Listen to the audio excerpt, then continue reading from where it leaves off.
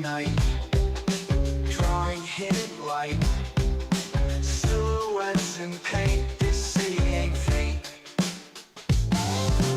Banksy style life, art that makes us thrive. Messages alive, we can't be deprived. Murals on the run, unknown but we've won. Faces in the sky, street art speaks no lies. In the shadows they play, brightens up the gray. Free the thoughts they say, make on every day. Banksy style life, art that makes us thrive. Messages alive, we can't be deprived.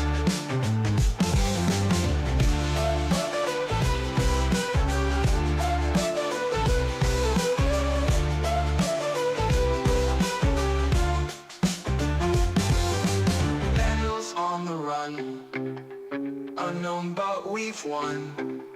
Faces in disguise, street art speaks no lies. In the shadows they play, brightens up the gray. Free the thoughts they say, make our every day. Banksy style life, art that makes us thrive. Messages alive, we can't be deprived.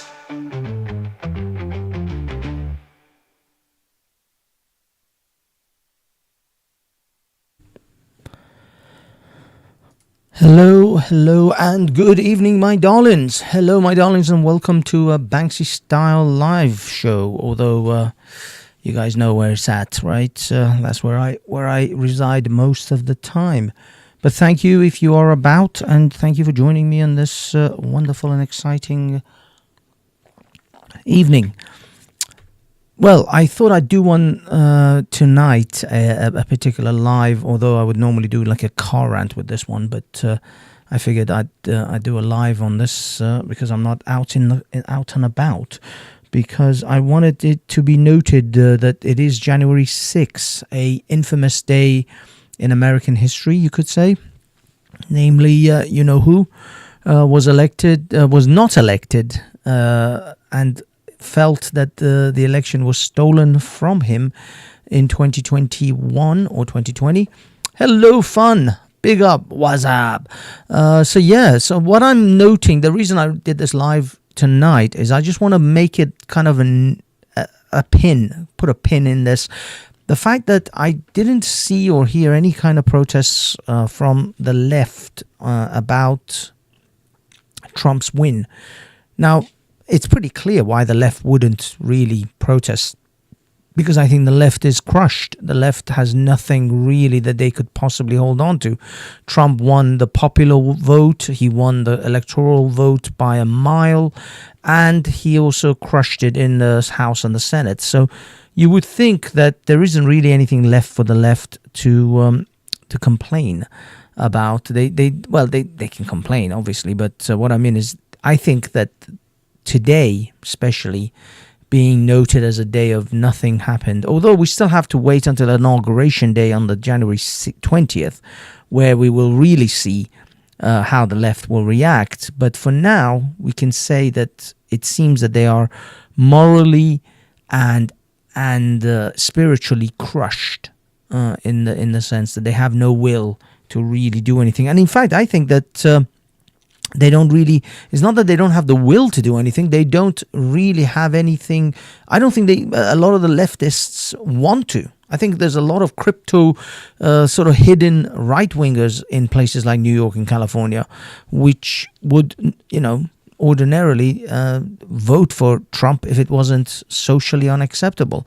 So, and I think a lot of them probably did secretly vote for Trump. It's just that they don't want to let it be known, and this is probably why there's a lack of protesting and lack of screeching from the left. But then again, we will have to see, because the proof is in the pudding. January 20th, I think, will give us the final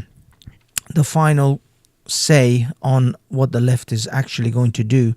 There may be some pussycat hat wearing, screeching harpies out in the streets, screaming, my body, my choice, even though they don't really mean, even though they don't give men their wallet, their choice.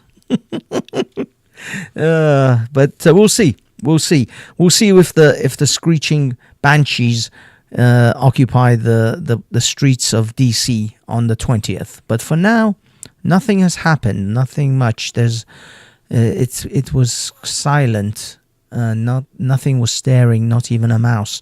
But we still do have some screeching harpies writing articles about the whole event, which I will share with you.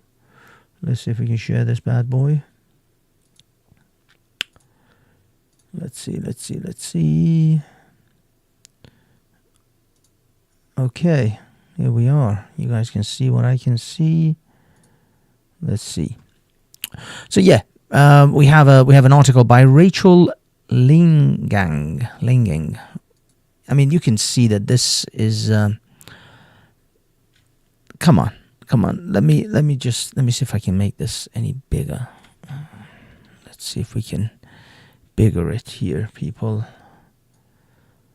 Okay, this is the lady who wrote this article. Now, what are the odds that she's single and owns cats? I don't know. I'm willing to bet. I'm willing to put good money on that. I'm willing to put good money that this woman is a 40-something-year-old single woman. But that's just, I have no idea who this person is. So I'm just guessing. It's just my little guess. Just my humble guess. I am just but a mere man, a mere mortal. Sorry guys, I had to take away the the name tag is literally covering my face. Okay, so yeah, Rachel has written unrepentant January 6 defendants enthused at prospect of Trump pardons. Many accused or convicted of participation in the attack on the U.S. Capitol in 2021 believe deliverance is near. Jake Lang, a January 6th defendant accused of beating police officers outside the Capitol during the insurrection, sent out a mass text message at the end of 2024 looking ahead to what he feels will be a promising year for him and hundreds of others involved in the attack. I believe this might be his thing. Hey, it's Jack Lang. The January 6 political prisoners, the January 6 political prisoner. I'll be sending you important updates on this number. The text reads, I'll be home very soon. God bless. So, yes, rightfully so. Some people... Now, again, I personally don't think everyone was absolutely innocent in the January 6th situation. Obviously, there were those... What the hell is this? Scheitzer. I clicked on the picture. There were those, obviously, that did certain things, breaking windows and whatnot, which were, they deserve some kind of punishment. In most cases, for trespassing and vandalism, most of these people, if they were Muslims or certain ethnic groups, they would probably get suspended sentences, community service. But no, these people, some of them been sentenced for years, some of them decades in prison for ridiculous things like that. Some people were arrested for merely being near the Capitol. Some reporters, I think it was not Alex Jones, but a reporter for InfoWars, I forgot his name now. He was arrested for simply reporting from the Capitol. That was his crime, simply being there. So yeah, there was a lot of real injustice taking place, and yet, of course, Rachel from The Guardian thinks that all of these people should be buried under the jail for just merely questioning the results of that election. Sorry, guys. I've got this. I got some like funny things on the thing. The next topic that I want to sort of discuss. I'm going to open the panel very soon because I just want to have a little panel session. It's going to be a quick one tonight, maybe an hour and a half. That's it. So I'm already 10 minutes in, and I'm moving through these topics relatively quickly.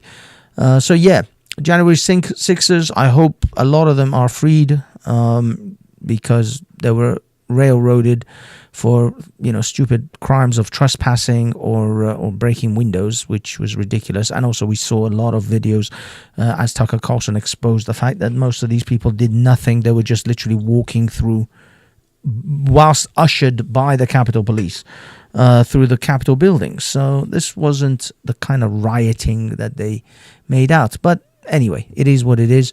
So let's hope a lot of them get pardoned. The next news, which comes to you, I mean, I'm just using an article from the Mind Control Broadcasting Corporation of Britain. Justin Trudeau resigns, citing Canada's Trudeau resigns, citing internal battles in governing party. Maybe you're just an absolute piece of dog turd that actually forced your people to get an unnecessary medical treatment. Maybe that's why people don't like you. But of course, I mean, this is all a precursor to, I would imagine, a general election, because any new prime minister that's going to take over, or any new leader of the party, their party, whatever it is, the Liberal Party, whatever the party they've got, is going to have to call an election, because he wants to have some kind of a mandate from the people. So I would imagine this is just really he knew he's going to lose the next election, so he's essentially jumping before he's pushed, because if he went into the next election, I would assume that the Canadians would have finally woken up and given this guy a big boot, a boot, as the Canadians would say. So let's hope that's the reason. He's simply jumping before he's pushed. Canadians outside Parliament react to resignation news. A small group protests outside the MP's office. A few bemused passerby are looking on. Among them is Hamish Gamara from Burnby in British Columbia. Here with his young daughter, they are visiting Ottawa for a day. What's happening? He asks me. Trudeau's resigned, I reply. Oh, that's politics. He shoots back with a laugh. So you see, this is the problem. These people just don't give a damn. People don't care, and then they complain why their taxes are doubling, why their grandmother can't turn on the heat in Christmas at winter. It's like, well, if you don't care about who's the prime minister, which party's been elected, half the time you don't vote, you're screwed. You're tough shit then. If your grandma's cold because your government just took her heating allowance away, then F you. You didn't give a shit. Now don't bitch about the fact that your grandma has to spend the whole day under the duvet because she can't afford to let go of that hot water bottle. It is what it is, man. It is what it is. What can we do? Now, this microphone may be a bit loud. God, every time I do my own stream, I have to turn everything down, and then every time I'm on someone else's stream, I have to turn everything up. It's just an absolute freaking nightmare, my good sir. But when I get people on, I'll adjust accordingly. I'm not playing any sounds anyway, so it should be all right. Okay, let me adjust accordingly. Okay. Let's hope that's in line with whatever sound I'm going to play. Okay, I'm going to just play something quick for a little bit of a humor. $100 million Navy ship with lesbian captain runs aground, catches fire, sinks. Honestly, was there any need to mention that this lady was lesbian? It was unnecessary and, quite frankly, an insult to the lesbian community. It's 2024. So my best friends are carpet munchers. It's time to move on. And I can 100% guarantee that the sexual orientation of this person played no part and had no bearing in the fact that this ship sank. Clearly she crashed because she was a woman.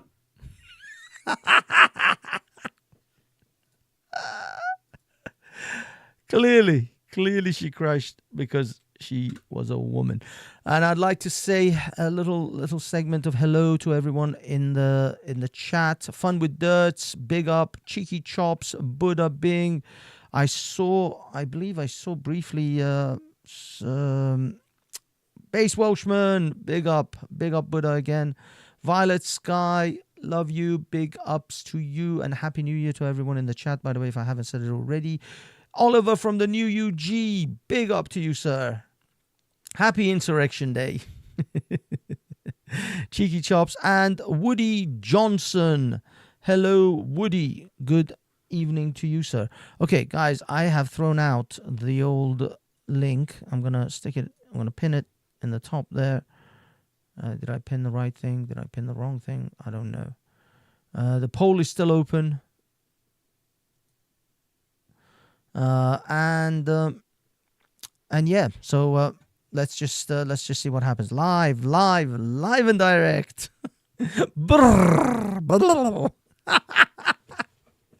Exactly, live and direct from my boudoir. I'm coming to you all from the boudoir. And in the meanwhile, whilst we wait for more, for anyone to jump on the panel, for anyone who wishes to have a chat about any of these subjects, we shall play another little clip from Instagram. Now, I think these should be, oh dear God. Yeah, these videos on Instagram are a little bit off, I'll be honest with you. It's just really hard to get them to be TV compatible kind of thing. They just are not, they're not good for screen sharing or whatever. But we'll play it anyway. Victimizers beware, the racist and biggest greatest nightmare. Social justice warrior. Now, I will say this is a bit dated. This is more of a 2016-17 kind of a video, because back then there was all the social justice warriors. But it is still, relevant. Hello, Based. Hello, sir. I'll bring you on the panel in a second once we finish this video. It's the bias response team. If you've been offended, your feelings must be defended. Freedom of expression is a microaggression. Here comes Antifa Freddy. He's always ready to fight fascism with fascism. Starbucks windows don't stand a chance. Ethic enhancer. He's a systematic racism finder. Racism everywhere. Using the powers of screaming and shame. They win every debate by calling you names. They're heroes who think that they're victims. Social justice warriors.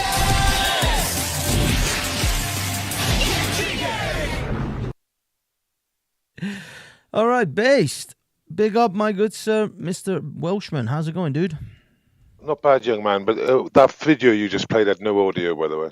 Oh, no. For the people who went through that. Oh, damn it. You better play it. Damn it. Okay, hold on. Yeah, I think people would. Oh, shit. Never mind. Okay, let me unshare, reshare, and see if I get. I thought I turned on the damn audio. Oh, of course it was that. It was that. Naturally, that's not gonna. Okay, let me know if this actually has sound. And we've got Roy in the house. Hold on, Roy, just hang in there. Big up, Roy. How's it going, mate?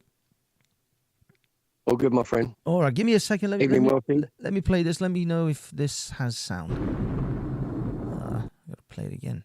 No, not that one. Yep. Victimizers beware.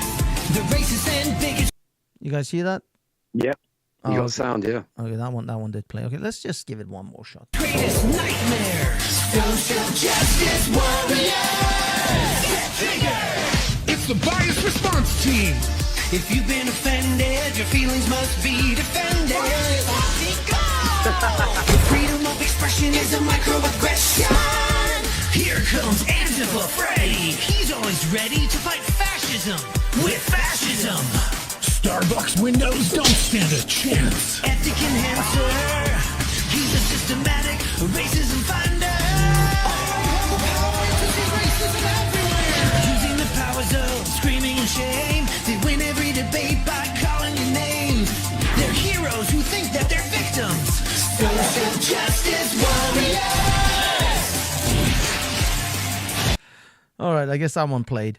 There is this one, but you guys are going to have to sort of read it and kind of figure it out. I don't know if you guys have seen this. Can you guys read this? Is that all right? Anyone? No, I guess not. It says, cops beat Chinese man after asking for his name. I've lost all faith in our police, says fuck you. Okay, that's... Sorry, I had my mic muted. I was cracking up, man. I was fucking laughing at that. That was seriously funny. Roy, fuck you. as soon as we zoomed in, we couldn't come off mute, could we? So we couldn't find mute. Exactly that. I'm not... How you two been? Good, mate. Good. How you been? I come back from Happy the New Year, Paddy by the way. Rally. Happy New Year to everyone. Happy New Year, Walshy. Happy New Year, Maxie. And everyone in the audience. Yeah, I went to the Paddy Rally tonight with CP reports. Oh, yes. Yeah, what happened? It was pretty feisty, man. She got some good footage. I got a good few little bits and bobs. Oh, yeah, there was They were the like- 6 o'clock one, wasn't it? Nyack. No, Yeah. was that outside Parliament? Is it? Yeah.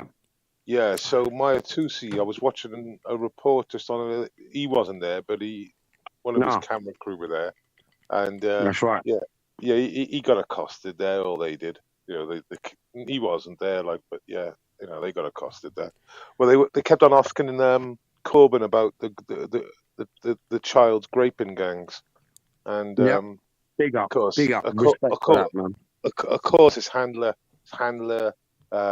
was flustered by that and Mhm. couldn't respond, and obviously started, blocking it and just trying to Yeah, get in they the were way. It was amazing. Welshie, the looks on their faces, and even the old Bill were like, that some of them wanted to fucking grab Nyack, but they knew, because what he was saying, what he was doing there was exposing the rape gangs, and he's saying, are you against it? Are you for it? Are you going to say anything about it? Amazing, fucking amazing. No one can't say nothing to you, can they? Really? Well, When you're saying things like that. yeah, I mean, it's on Maya Tusi's channel now. It's like the first 2 minutes of it, literally. It just shows. I mean, it shows Jeremy all flustered as well, trying to avoid the whole subject, but he can't because he's too close. He's too close to avoid it. Well, It was funny, man. to effectively avoid it, he avoided it by just kept on turning away and kept on turning away, but, Yeah. I was right next to him. I was right next to fucking Jeremy Corbyn. I was going to say something, but he was doing an interview with, I think it was BBC or Sky, I think it might have been. I don't know. Hey, that would be a time, right? That actually a time, mate. Legacy media, jump in there, give it a good troll, get out. Yeah, I was thinking about it, and I thought, I don't want to get nicked. I've only just got here, kind of thing. I was like, Yeah, oh, shit, mate, let me just size it up. I done it with You know what I did? Listen, I done it with Hey. Kay Burley, mate. Hey, Mate, Chris, how's it going, mate? How's it going? Not too bad, Okay. not too bad. We're all good. Carry on, I know gentlemen. you done it to Kay Burley. I remember you done it to Kay Burley, but you know what? I done it to Corbyn about 10 years ago when he was coming out, and it was Sky News, and I went, Jeremy Corbyn. He turns his head. I said, you're a cunt. And then I was on Reddit at that time, and I had about fucking 250,000 fucking hits on that. It went viral, and then I lost everything, man. That was like over 15 years ago, maybe that was, I think. Well, But that was a classic moment. I wish I'd have done it now. You cunt. Just thinking about it. That was your opportunity. I mean, I breached. It was the 75th remembrance of the end of the Second World War, I believe it was. It was like D-Day 75, and I went to Plymouth with Rev, and I seen Kay there, and then I'm trying to get onto Sky's live feed, just on my phone, And of course, I see it there. I'm like, oh yeah, that's it. The angles. I'm checking the angles. I'm working out how far they're behind the real time. Like, so I just thought I can't go nuts because I wanted to go nuts, but I can't go nuts because of the event it was. So commemorate the World War Two, and I think it was D-Day, Yeah. and I didn't want to make a huge fuss, so I did a drive-by. I just literally walked past, and I went, mainstream media, enemy of the people. Yeah, I, I just walked. I just walked, and like Kate was like, I "Oh, know you got. You know what? I'm not being funny. If I wasn't being harassed, I was being harassed by this. Apparently he works for the Iranian government. Is what I was told. Oh, is this And this guy in a cafe? He's got like a youngish kind of lad. yeah, He's and always he's got a big black long lens curlyish hair. camera. He's got hoodie up, Iran. right? Yeah. But anyway, we know his game, right? Yeah, And he works. I think he gets was paid by the IRCG. yeah, right, absolutely. And he saw me standing next to Nyack, right? And then he saw me shake hands with him. Like every time I see Nyack, he gives me a hug, right? So that's it. And my cards are marked, kind of thing. And then I'm going up to support Nyack, where he's standing on the corner. And he's got these three radicals, right, all masked up, all with beers around their faces and on their heads, and they're shouting abuse to him. You fuck your mother, fuck your dead mum, and all this shit. Horrible shit they were shouting at him. And he's standing his ground. And then the old Bill move in, right? It's two old Bill, and I'm right behind him. And then this guy, he appears to be a photographer, freelance. And then I let him go to the left, right, to get his shots and all that. And then I moved to the right. He moves to the right, and then I moved to the left, and he moved to the left. And then as I've gone in, he's moved to the left, to the right, and I just fucking banged him. He went, "What are you doing? What are you doing?" I said, "Get the fuck out of my way, you cunt." I said, "Excuse me." And I said, "You done that 3 times, you cunt. What do you think? I'm a cunt?" And he's like getting all aggressive in my face. I said, "Listen, you fucking idiot. I'm with him. Do you understand? I'm him. I'm his photographer." I Banksy, said, "I'm just an independent." Banksy. But the aggression was fucking really volatile, man. Was John there Roy, with you? No, I went there to support CP. All Little right. fucking Minsky CP. She's got some balls, man. Banksy, Roy should have done the old speaker's corners trick, which is basically, if they, certain people do this, and what they do is they step back or they step forward. So what happens then in speaker's corner? You take the back of the ankle out, or you step on their toes. Now, of course, that's the speaker's corners move. That's literally straight from speaker's corner. Because the reality is, then you generally react, and that's what you should do back to them on that stage at that point. Because, like I said, it's pretty much undercover, the old feet and that. You just do it casually. Well, we were surrounded by old Bill, all right, and and I recognise a few of them. They recognised me. And even the Jews, right? The Orthodox Jews, because it was cold, and I've got my little toque on, and this guy got in my face, and I pulled it over my face, covering my face. He's going, "Show your face," and then this old Jewish guy comes out of nowhere. "You fucking Zionist! You killed 6 million Jews, you bloody bastard!" And I'm like, "Hang on a minute, I didn't kill anyone." It's like he was going hell bent. He goes, "You fucking Zionist! You fucking Zionist!" And I'm looking around, the old Bill he's laughing at me, and I'm laughing at him. And then one of the Jews who recognized me and John from doing, interacting with in the past, he's like, no, he's not one of them. He's not one of them. It's fucking hilarious. I don't know if CP got it on her live, but it was so funny, man.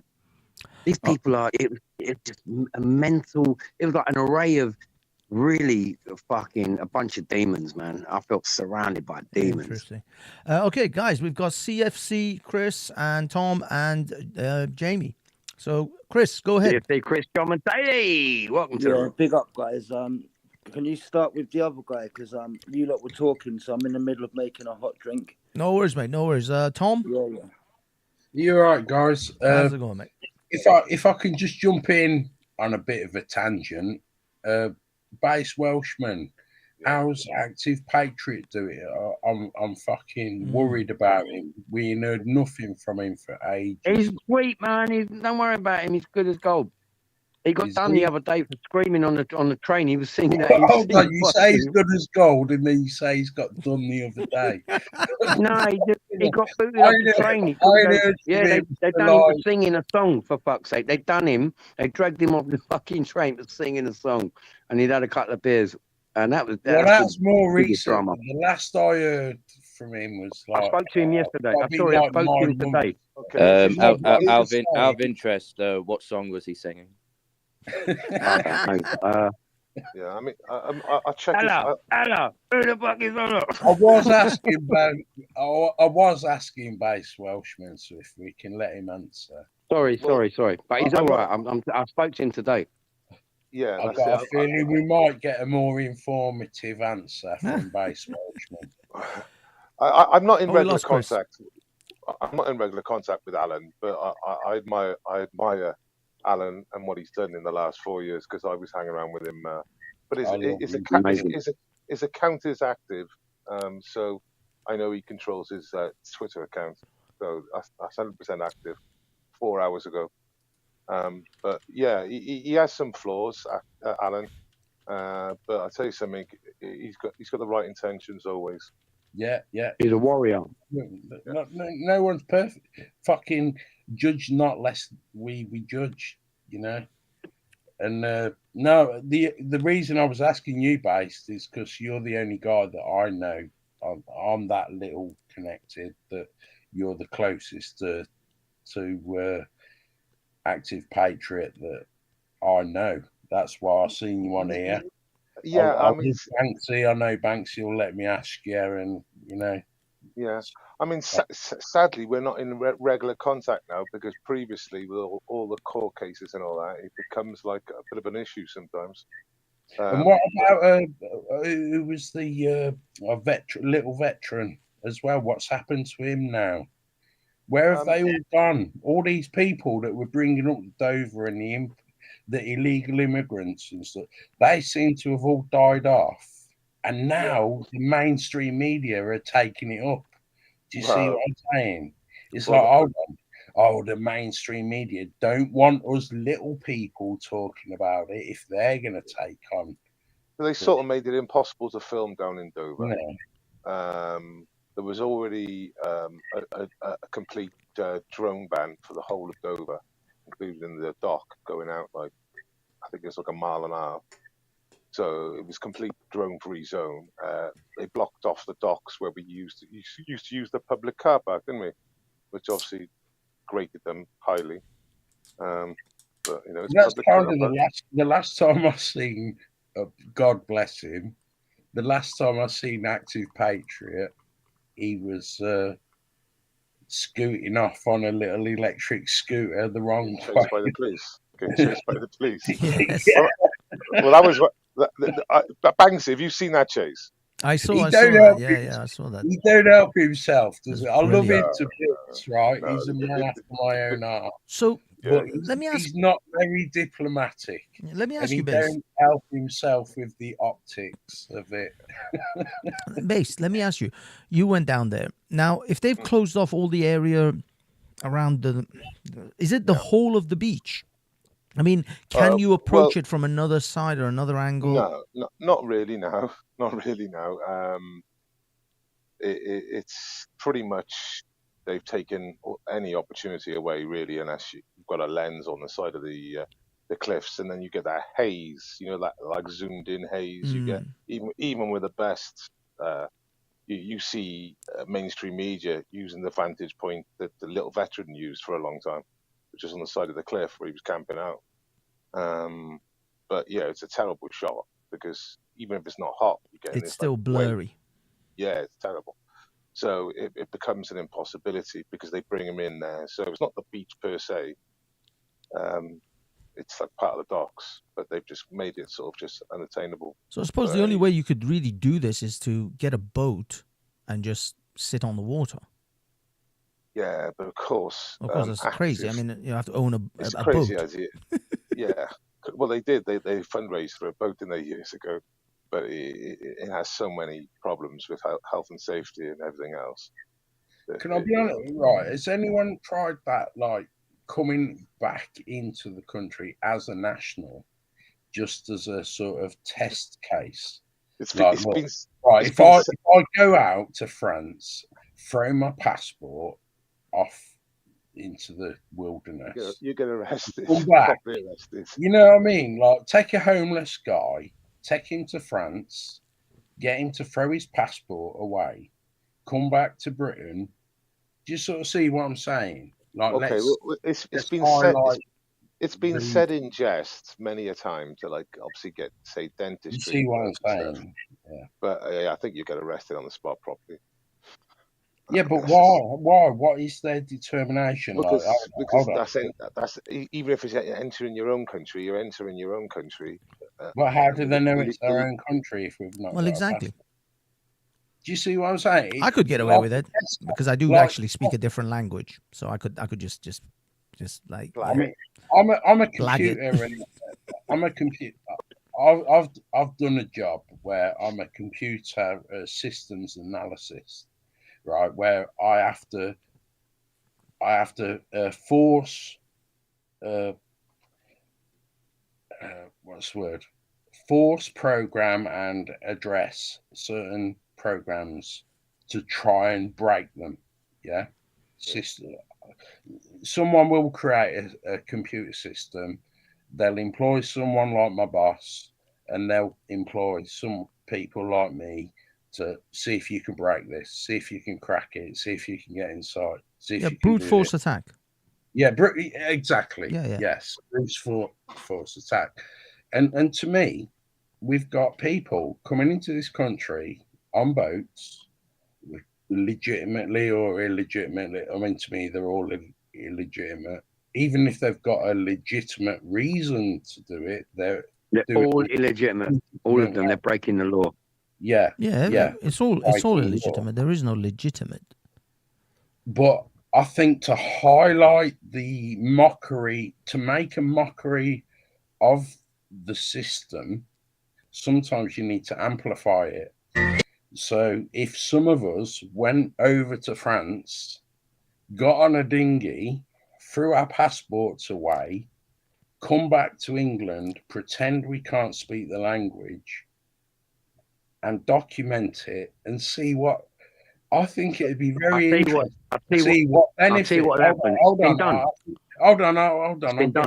I'm getting to the juice. Yeah, it has been done. When you land on the shores and they can't prove who you are, they can't prove or deny where you're from, you're going to play dumb. We'd have to play dumb unless you can put a good accent on or you know foreign languages and can proper pretend you're a foreigner. But it'd be interesting to see how far through the system we could get.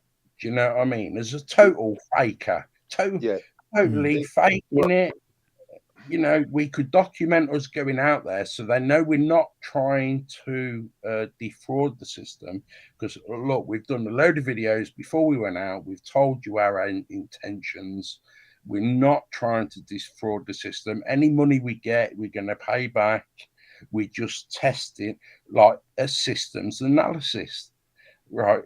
Yeah, it'd be an interesting topic to do. It would be very interesting. But what I'm saying is, I think it's been done already. And the first thing that they would do at Border Patrol is you have to put your finger on a fingerprint test. So if you've got a criminal record, they'll know you're a national anyway. So, I mean, but it would be a very interesting concept to actually get a few people together. We talked about it a couple of years ago with Active Patriot about hiring a boat. Like, we get our own boat, right? So it's not a dinghy. We're going to be on a fucking half-decent boat. We'll hire it out, and then we'll just see how far we can get before we get intercepted, and then say, no English. Give me money. 5-star hotel, no 3, it's a 5. We want 5, nothing else. And just see what happens. I'm up for doing that. They'll sink us. If we tried that, they'll sink us. Look, before I bring Jamie in, I just want to have a little intermission. I just want you guys to tell me what you think of this. What is it? Can you see it? It's small. It's a bit small. Is it too small? Damn it. I can't make it any bigger. That's the problem. Hold on. Oh, that's what she said, funny enough. Can you read it now? I don't believe that. When I ordered a 42-inch TV.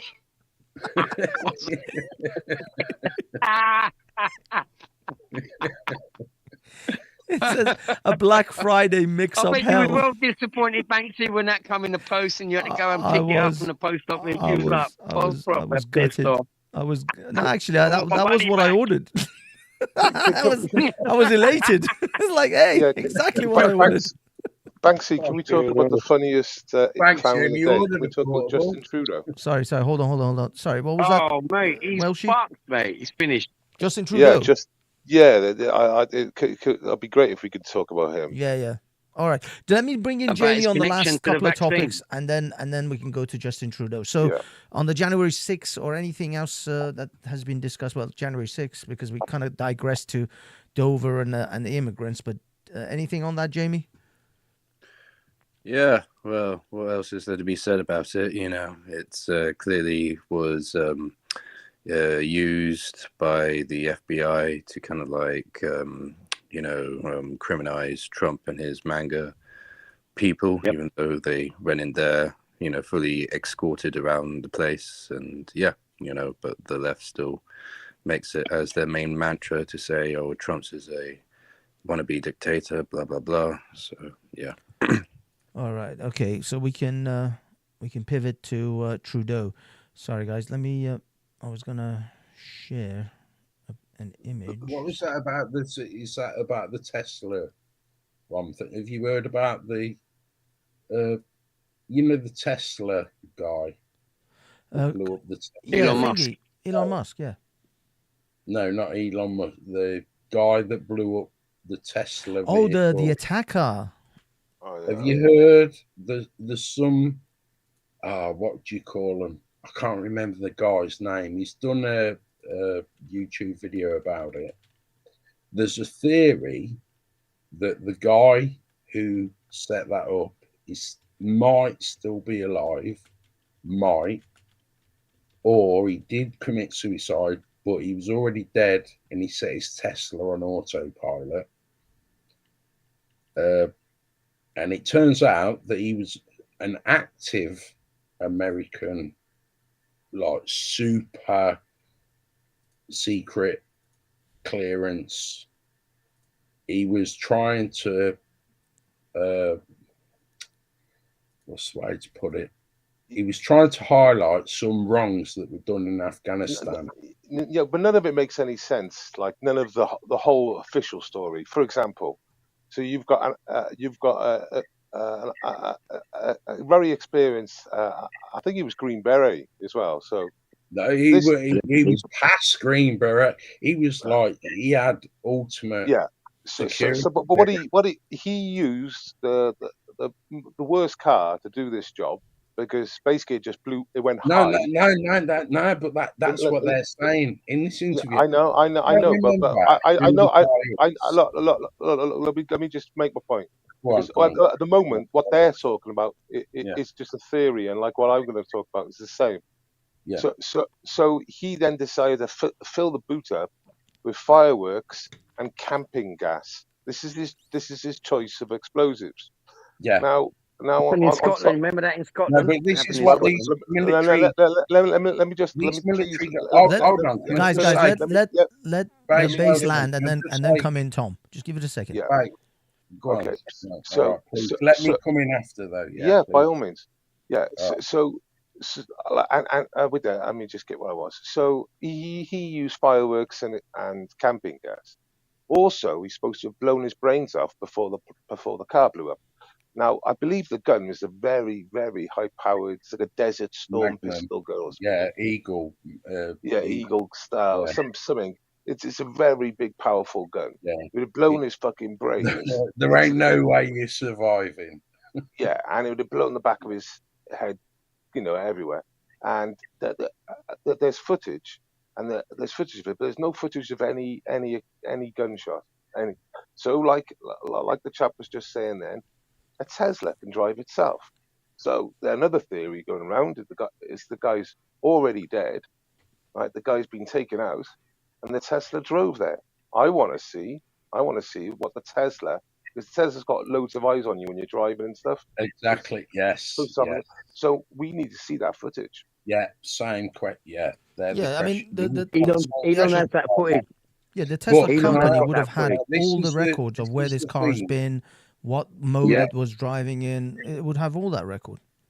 Right? He's going to come out. He's Now, going to this tell is everyone the what thing. happened. He's going Right. to tell everyone. He's got all that diagnostics. Elon Musk has that. He's had access. He's seen it. He looked at it. You think Trump hasn't looked at it? Of course he has. Look, the Tesla Yeah, but outside the that Trump Tower was a diagnostics psyop. can be fake. It was a psyop. It was a psyop. Apparently, It was there's a a psyop. way. There's Oh, a let way Tom go. you- Go ahead, Tom.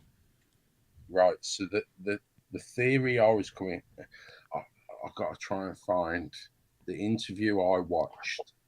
It's from they're military guys. They do military podcasts, right? Anything's possible. Really It's is from because none of it have you adds ever up. seen, you've probably seen some of it. He's a bald guy. He's a bald guy, sits in the chair, and he interviews loads of military guys. Dan, is it Dan Valet? San, yeah, San or Dan. Dan Bongino. Dan Bongino. Dan Something Bongino. like that, right? Look at his podcast from the last few days, right? And there's a guy there, and apparently the guy that blew himself up in that vehicle, that Tesla, he had been emailing this guy, the San guy. He'd emailed like 15, 16, 20 fucking loads of people since October, and he was emailing them saying, I've got information about some war crimes that America have done out in Afghanistan where they were blowing up hospitals, and they knew it was mainly civilians. They got intel it was a drugs factory, but the counterintelligence, like, so hold on. So you got people above saying, right, this is a legitimate target. You got people on the ground saying, hold on, no, all we're seeing are civilians going in and out of this building. This doesn't match. And the orders from above override, as they always do. The orders from above override the orders on the ground. And these guys were forced to put in drone attacks.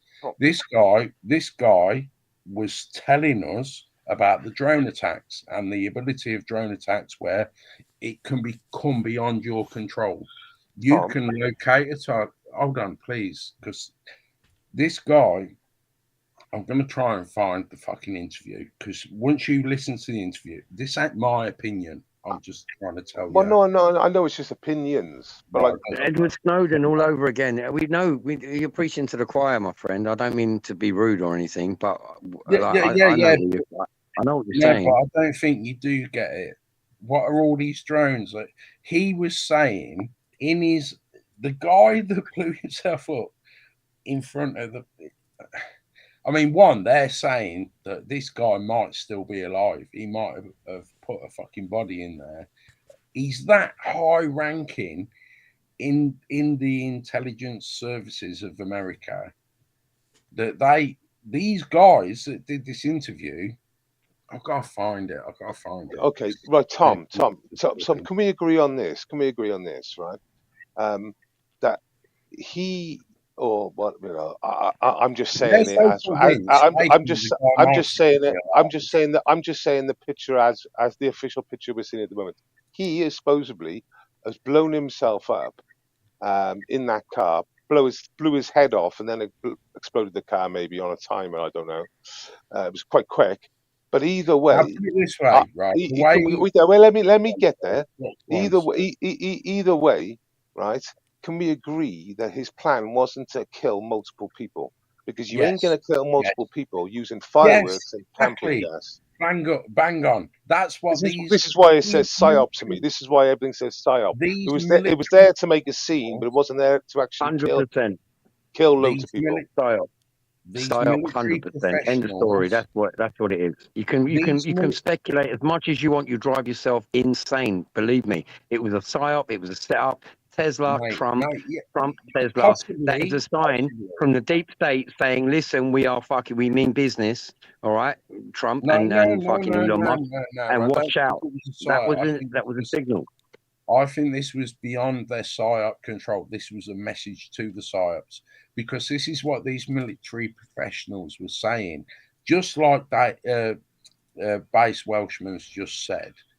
Look, this guy had level fucking ultimate top level clearance, security clearance. This was a guy that could, like, when the interview took place, these guys were saying, hold on, this is a guy, we checked he was still active. This bullshit we're hearing in the media about he was active. Where are you getting your information from? Hold Can on, I ask you where you're? I'm going to drop you the link in a minute. I'm going to spend a few minutes and I'll find you the link to the interview I heard. And when I heard it, I was like, these are military guys. These are the real deal.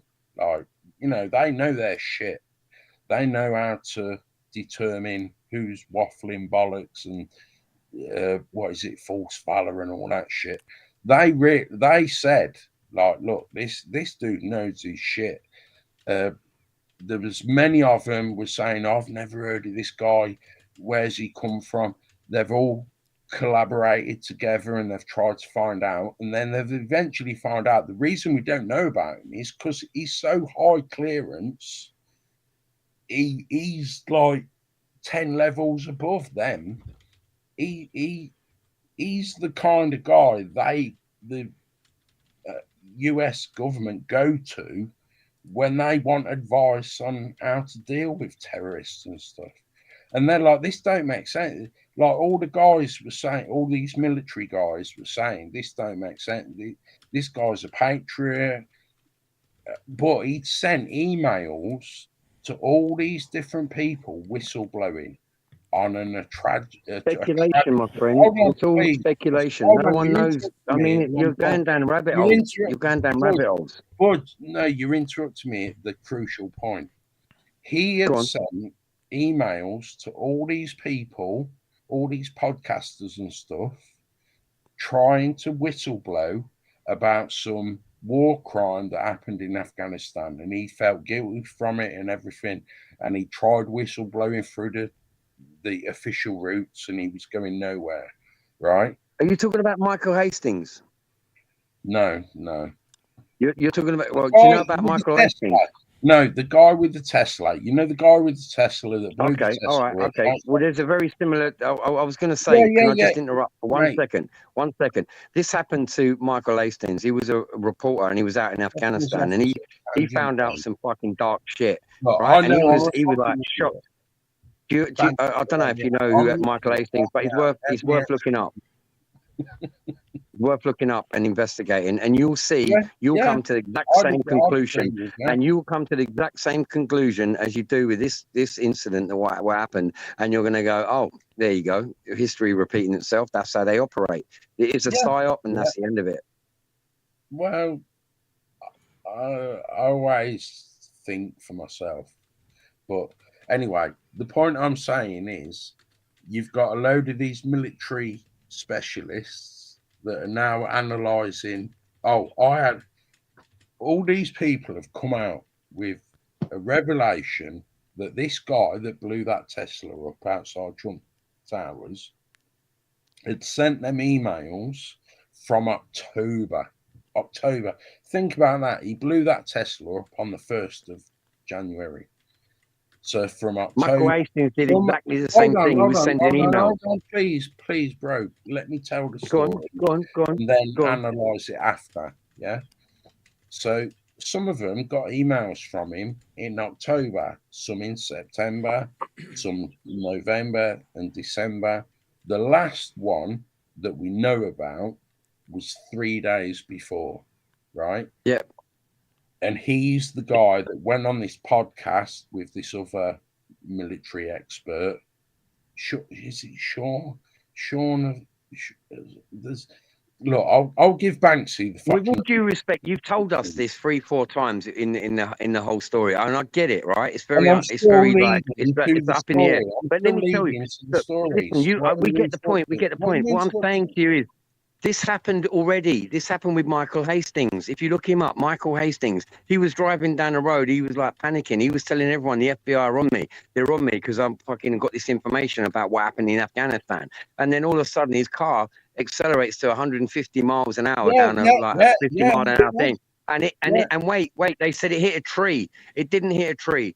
There was video evidence of the car exploding like it was hit with a J-dam, exploding and then crashing into a tree, and it was on fire. And there was nothing there. I believe you, mate. I believe you, mate. This is what I'm telling saying. you. I know. I reported on it. This is what I'm not disagreeing with you. I'm saying this is the capabilities these people have got. These people in the exact shadows, same thing. Yeah. Yes, absolutely. I agree with you. I agree. I guess that's the point we're both trying to make, then, isn't it? We all need to be fucking aware that it's a common occurrence, unfortunately. There's people out there, not being funny. Yeah, let's put it simple, right? If you want it in dog shit terms, right? Fucking. No, I don't need it. I know what you're talking about, and I get your point. Listen, what happened to the AI guy? What happened to the AI guy? You know the AI guy? I'm not having to go at you. I'm just trying to amplify. Yeah, but you're hogging the mic, my friend. You really are taking up all the airtime. Right. Remember white dog shit? That was something from my goodness. Well, may I remind you of this now, right? Back in the 80s, when there was white dog shit, I said one day, the mobile phones had just come out, and I thought, I just had a fucking instinct, right? One day, the people that rule over us are going to track us and identify us and know where we are by our mobile phones. You get a criminal that gets done for fucking 10 years and gets put on tag. What they got on their tag? They've got a GPS tracker. You don't need to do a crime to get a GPS tracker on your fucking ankle. We're all walking around with GPS trackers on our phones in our pockets.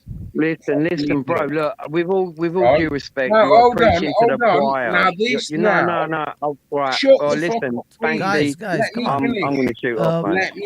Hold on. Roy, give Tom one more minute, and then you're in. Also, Banksy, guys, please, anyone? let me I've make got my another point. person in the back that wants to jump on. Is anyone willing to jump off? That I can get them up. Banksy, please. I'll split if you need it. Okay, Jamie, I'm going to drop you for a minute. I'll bring UG, and then we'll switch you guys later. Banksy, let me make my point, and I'll drop off. Don't worry. No, it's okay. It's okay. I want to make my point, bro. Right. What I'm saying is, we've all got these trackers on us. Now you bring the drone thing into it, right? In theory, and I said this back in 1990, mate. In theory, and people thought I was fucking mental back then. And I said, in theory, some cunt in power can type your mobile phone number into a computer, and they can send a drone out and drop a bomb on your fucking head. And look where we are now. Back in 1990, they thought I was fucking mental. But look where we are now. If I have your phone number and your phone number is linked to a GPS attached phone, am I right or am I wrong that I can pinpoint your location? And I could, in theory, send a drone out and drop a fucking bomb on your head. More or less. It's not exactly. It's within the area. Okay. Roy, do you want, because I want to bring in Omar and Ollie. So just you bring in Omar and Ollie. That's fine, man. Yeah, yeah, bring him in. All right. Hello, Omar, Ollie. I thought you wanted to say something after Tom, but okay, no worries. Omar, no, it's good. How's it going, mate? Happy New Year. Happy New Year. For a while. How's it going, dude? Pretty good. I mean, we're just trucking along, waiting for Trump to come in power, and now the Trudeau goes and takes off on them before Trump gets in power. It's really weird because Come on, let's go on. Can we get in? Right. Sorry to interrupt you, but we're on the Trudeau thing. Let's get Welshie, because Welshie wanted to bring that up. Yeah, just give. I think these two could have a little good discussion. No worries. I'll bring him in. Just chill. Go on, Omar. Oh, I was gonna say it's pretty cool that that, like everybody's been talking about Trudeau like resigning and stuff like that, and now all of a sudden he starts like resigning, actually like doing it and stuff for March and stuff.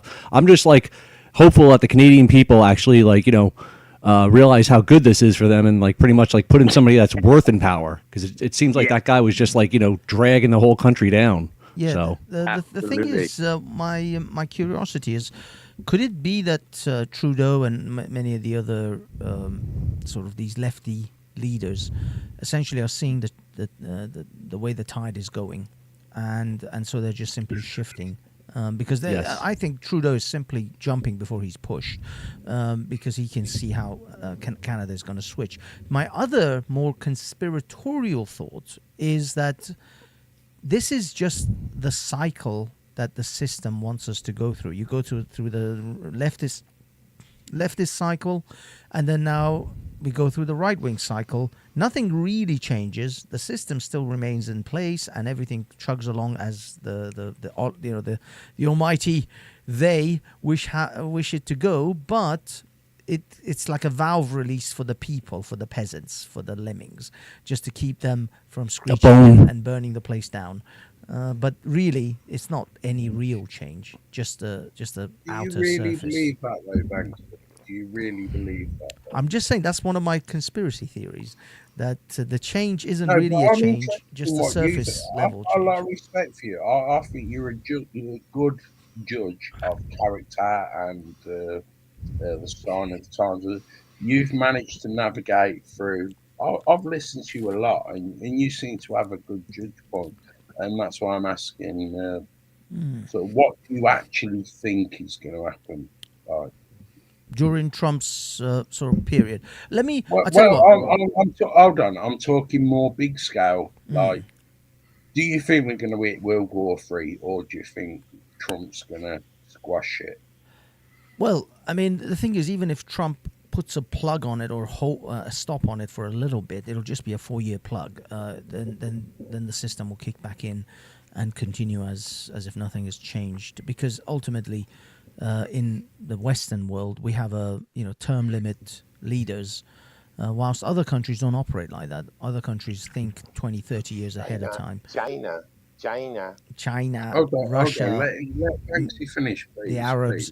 Please. Other nations don't have, essentially, you could say, it's this is what I mean. This is the pros and cons. They don't have the handicap of having to worry about leaders that are only going to be around 3 or 4 years. Now, obviously, that we see that as a strength of democracy, that no one person has ultimate power for forever. They just we changed our leaders because we want our leaders to not become dictators. But in dictatorships, they can plan for 10, 20, 30 years at a time, because they know that they'll probably be in power in that period.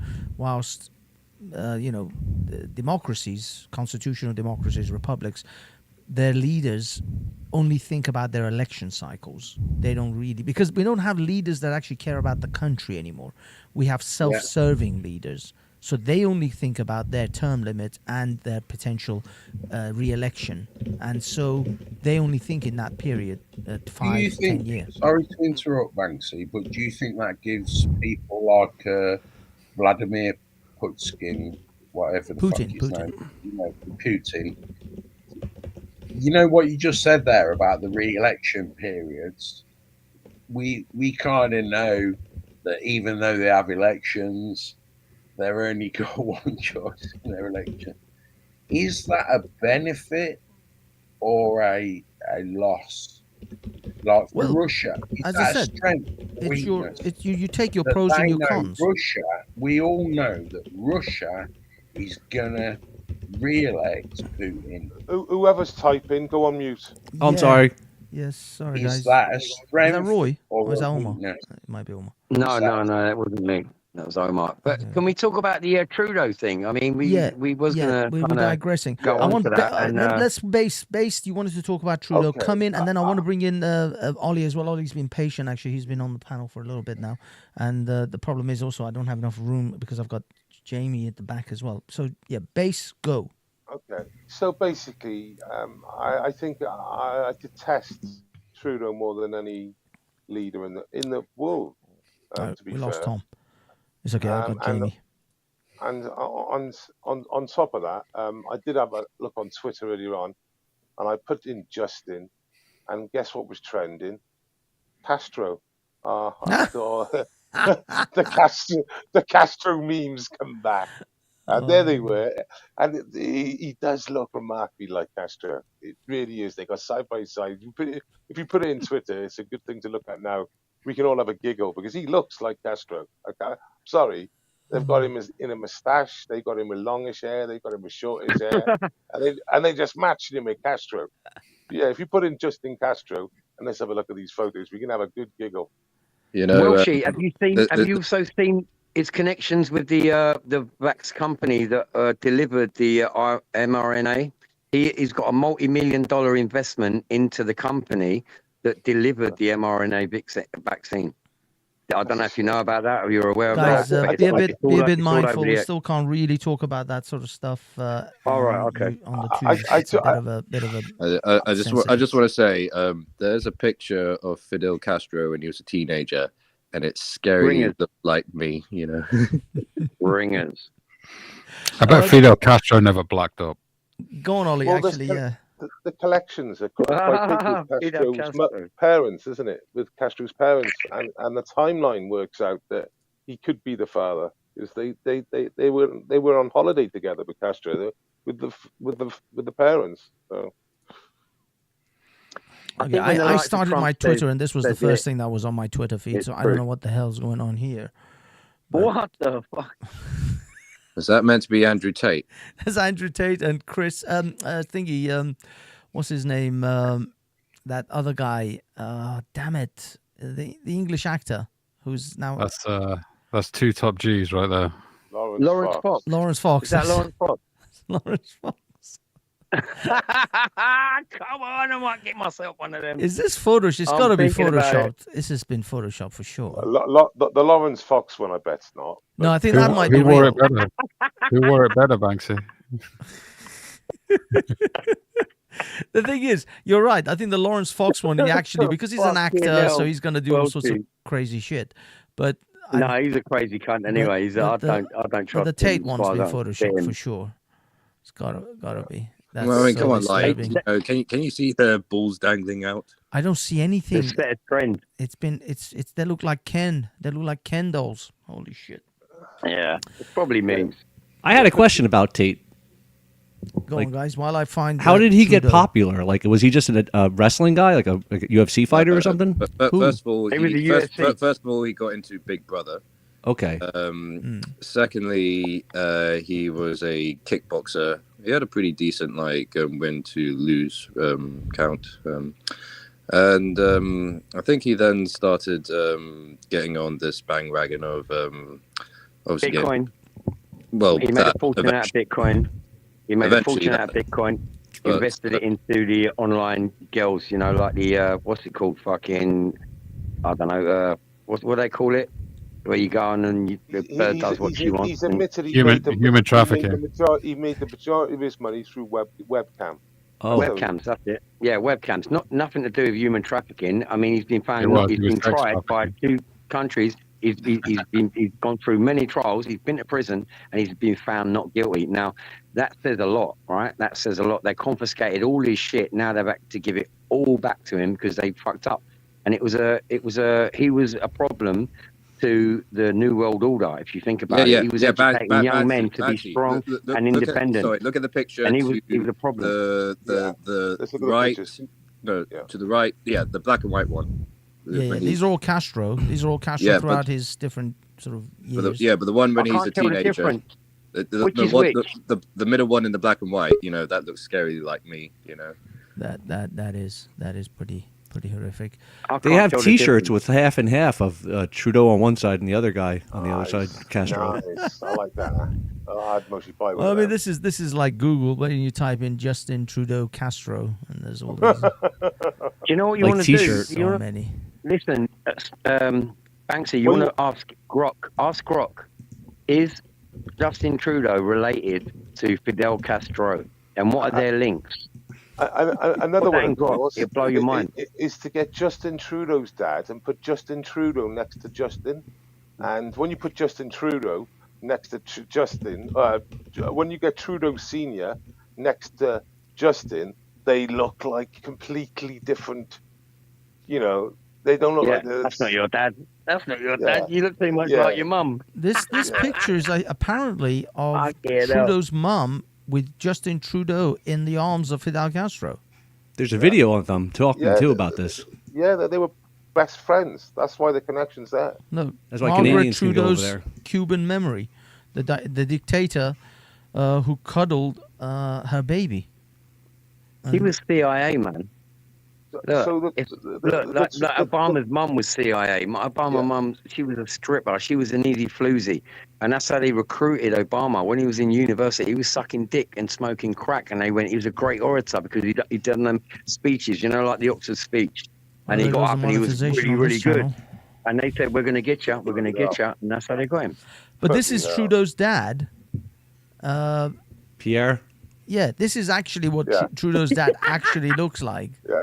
Yeah. It looks like Max Wall's He's dad. lost his hair. He's, it looks nothing like. Looks like Larry from the Three Stooges. But look at Trudeau. Trudeau hasn't lost a single hair. And he does look like, Larry, Curly, and Mo. It's. Brilliant. I swear to God, there's something might be to be said about this theory because his dad. I mean, Trudeau hasn't even started to lose his hair. And his dad got a full head. really got hereditary baldness. Trudeau's like in his late 50s. Yeah. 53, I think. Are you kidding me? He's Mid-50s. 53, and he hasn't he hasn't lost one single hair. His dad's practically bald. Baby blood. I don't think. I think Trump's hair is older than him, or his wig. I think Listen, some if you people. dig up Fidel Castro, his hair's still growing. I guarantee it. I think a DNA test maybe in From order the tomb. people. I think someone's been playing away from home. Hey, Could have been a three-way. It looks like Salman Rushdie. Oh God, this would make a awesome like rom-com or comedy movie. Some kind of like a Twilight.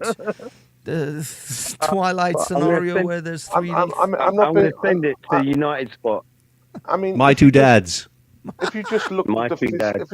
if you just looked at the physical evidence in front of you, right, by putting his supposed his real dad next to him, and it will only lead you down one path.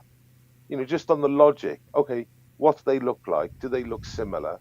Yes or no? And yes, there seems to be. And were they?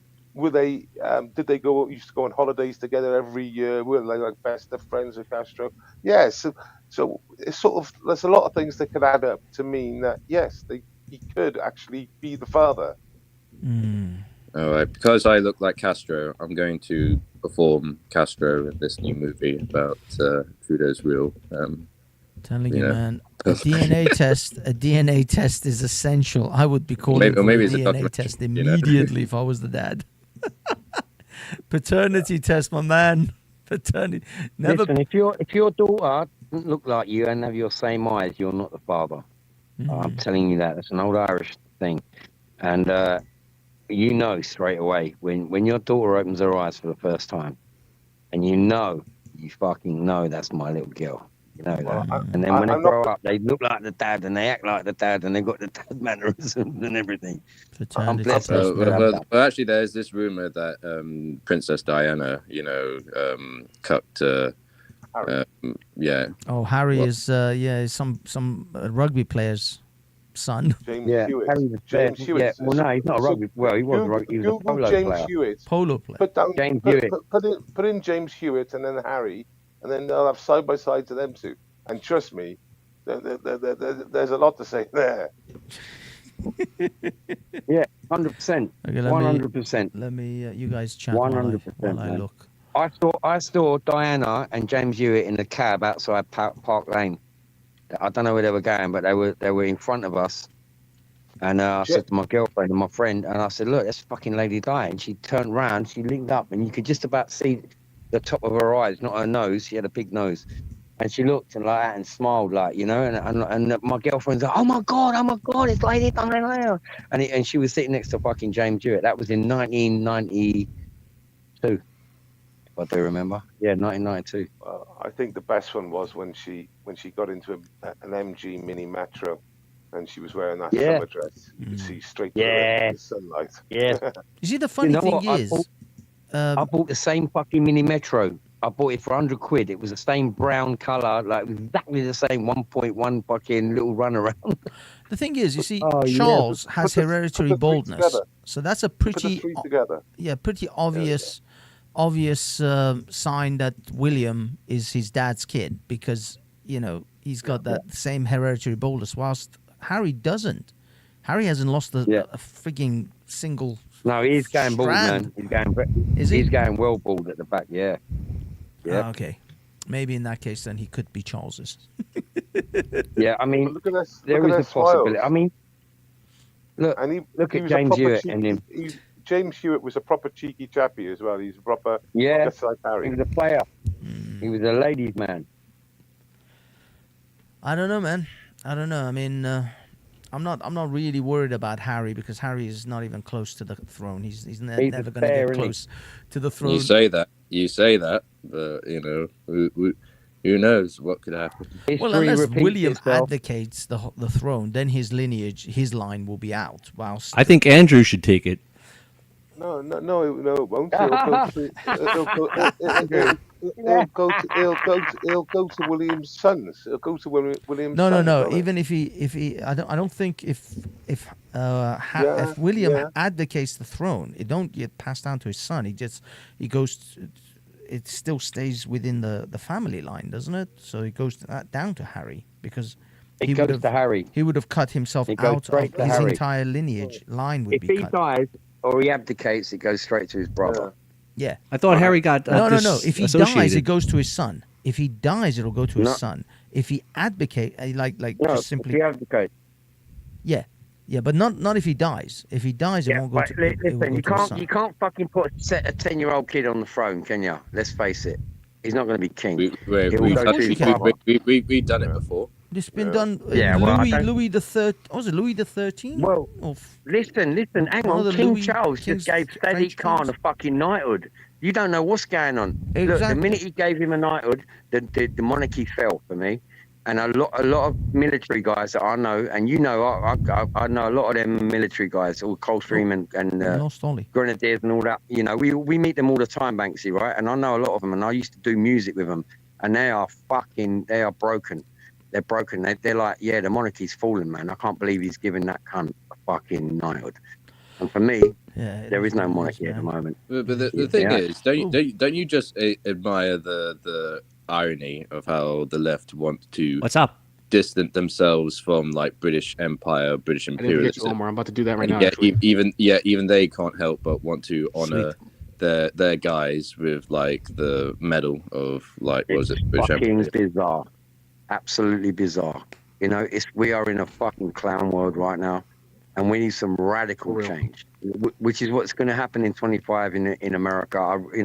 Say what you want about Trump, I really truly believe he's picked some really fucking hardcore people that are going to get shit done. I mean, Doge on its own, him and Elon and Ramaswamy, they're investigating every fucking thing. And now, maybe you probably don't know this, but Elon Musk wants to get involved over here with the rape gangs, right? And he wants to invest money investigating these things independently and then supporting the victims of these rape gangs. Can you believe that? It's fucking amazing. You know, I got with Tommy Robinson about 5 years ago, whatever. There was 300 of us protesting about rape gangs, right? Up in Telford.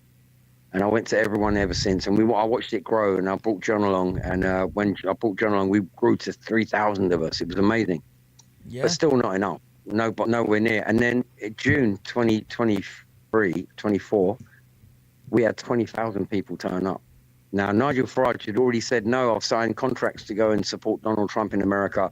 I'll come back in 2029 and I'll take over. Rah, rah, rah. And then when he saw 20,000 people outside Parliament, he went, hang on a minute, there's a bit of momentum going on here.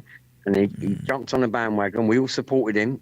Tommy told everyone vote reform, right? And then what do you do? Nah, fuck off, Tommy Robinson. We can't have nothing to do with that cunt. What? And then the next one was over 100,000 in July, 27th of July. 100,000 of us in fucking Trafalgar Square. It was amazing. And then he's looking at that. And then Tommy got on stage and he went, how many people voted Labour? Boo. How many voted Conservative? Boo. How many voted for Wrong? Wow. The whole crowd, 100,000 people went, rah. He said, well, you know, think about this, right? Nigel Farage don't want nothing to do with us. He's The thing thrown us is, under the bus. I actually just Thrown us under the bus. yeah, I And actually that had a massive effect. Roy, I Massive think effect. I think the issue is that we still have a bit of a class system, whether you like it or not. And it's not just a class Oh, yeah. system. So it's do not we. just it's not just a class system. The fact is that Nigel Farage is giving up 100,000, let's say even 200,000 people, in order to attract 4 million people. That's the problem in this country. Tommy Robinson, as much as he has a good, loyal following, he simply is not an election winner. In fact, No, he's never asked to be. This, no. Here's the thing. I'm not This talking is about what Tommy everyone gets Robinson winning confused. an election. I'm talking about being Tommy Robinson being on your side is not an election winning strategy. Says who? Says who? Says every time Tommy Robinson himself has ran for anything electorally, Says who? and the fact that the minute he got associated with UKIP tanked. So Do you know how popular he is now? Look, in the last 3 days, Roy, 200 million people over have watched that film. Roy, all America are behind Tommy Robinson. Roy, I think Americans don't vote in the British main thing elections. is like the demographics we have in this country means that anyone who see themselves as foreign is going to automatically be disgusted to associate with anyone who supports Tommy Robinson, even though Tommy Robinson is very, very not as right wing as most people assume he is. It's still that association. Absolutely, 100%. Well said. Yeah, the fact is that unfortunately, look, I support Tommy. I think he's done a great job to You highlight far these, right Nazi, get out of here. Well, that's the thing. I know he's done a great thing to highlight the grooming gangs and a lot of other problems in Britain and the problem with Islam. But Nigel Farage is not looking to highlight and be a protest group to highlight grooming gangs and problems with Islam. He wants to be a political party that wins elections. And in this country, you have to come to the final realization. I've known Farage for a long time. Britain is a leftist country overall. Yes. The best you'll get is a centre-right at the most. It's not a conservative right-wing nation. So you can't win. This is not I'm not saying Farage is wrong and he doesn't need to throw Tommy Robinson under the bus the way he does. That's an own goal as far as I see. Yeah, but absolutely. The fact is that associating himself with Tommy Robinson is not an election-winning strategy. But can we agree on this? Right, because he's a politician. He's been a politician for a very long time. He knows how to answer questions. So say if he put it out there that Tommy Robinson is not right for reform, and even though I believe he's a flawed character, and he's admitted it as so, but he has been fighting the evil fight against really terrible things. Yeah, and even though he has very bad points.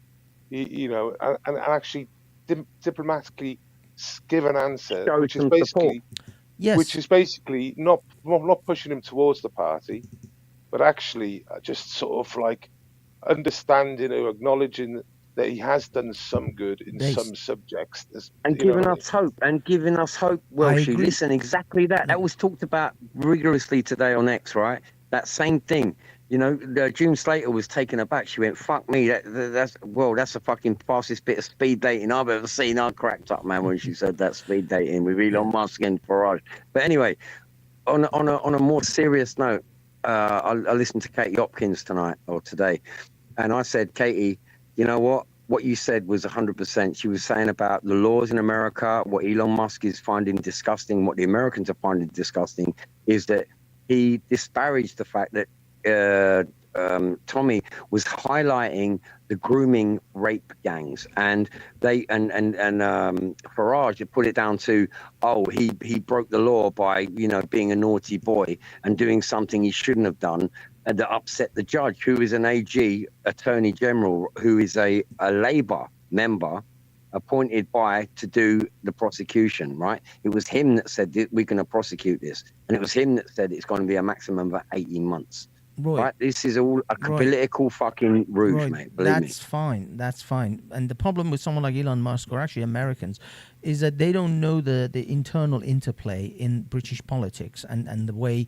people in Britain view Tommy Robinson and the way the mainstream media has smeared Tommy Robinson. So unfortunately, Elon Musk sees this as just simply good and evil situation. Here's a bunch of people who are groomers. Here's a man who highlighted these evil groomers. Why can't we just simply say, he did a good thing? Because that's how he sees it, as this very good and evil, black and white type of situation.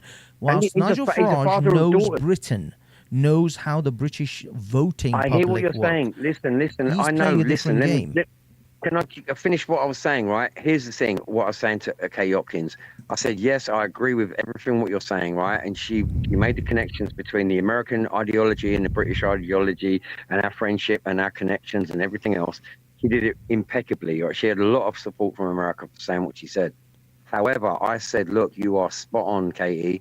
However, I think Nigel has to step down, right? Because he's lost the public fucking vote. No, right? that's now, the thing. That's where I disagree with you. Listen, yeah, you can disagree. That's fine. But what I'm saying is, what I'm seeing, the demographics that I'm looking at, everyone has lost faith in him, because this ain't the first time Farage has done something like this. You got to believe me. Remember, and don't forget you lot. Don't forget you lot. These are things that Elon Musk is posting on a daily basis, right? And reaching out to hundreds of millions of people are reading these posts, and he's fucking highlighting it in detail. It's like he's obsessed. It's fucking that's not amazing. the point. This is what I'm trying to tell you. It makes no difference if someone in Gujarat or someone in Malaysia gets all upset about British grooming gangs and says, "Oh, Elon is right about it." They don't vote in British elections. Nigel Farage is playing the British electorate. He's not playing to Americans and to Swedes and other Canadians. He's playing to the British electorate. He has to win British elected votes.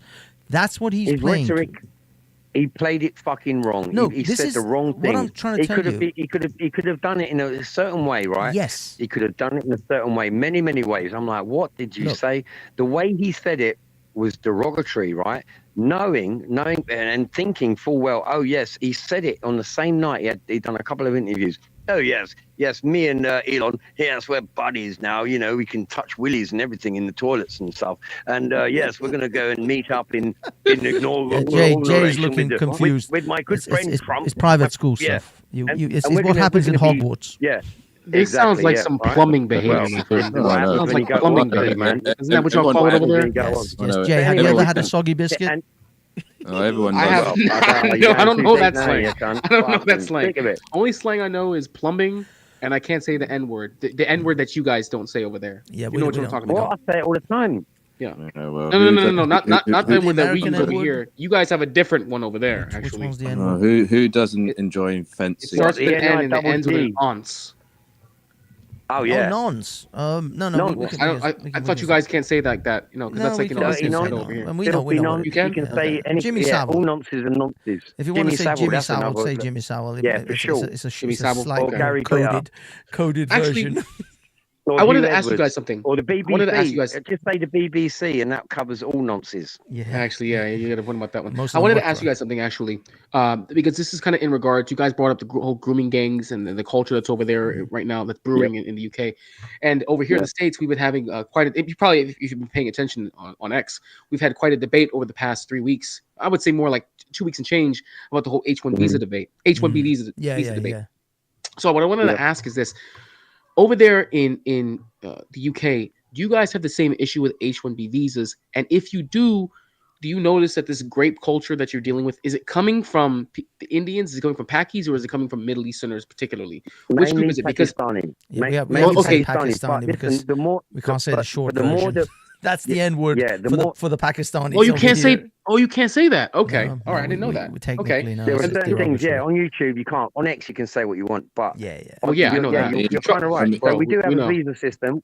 We have a learning visa. We have a working visa. We have all kinds of visas, and they're very much manipulated. We found groups of offices where they bring people over on a holiday. They go to this office and they teach them how to fill in all these forms, and they couldn't speak a word of English, so you've got people doing it all for them, and then they put the application thing in for them. They charge them like $5,000 or whatever it is, and then they've got this little ticket now. It was that easy. I'm not sure how it's being dealt with at the moment. I need to look back into it. But it was so fucking easy, and there was tens of thousands of people coming in legally, but illegally. You know what I'm saying?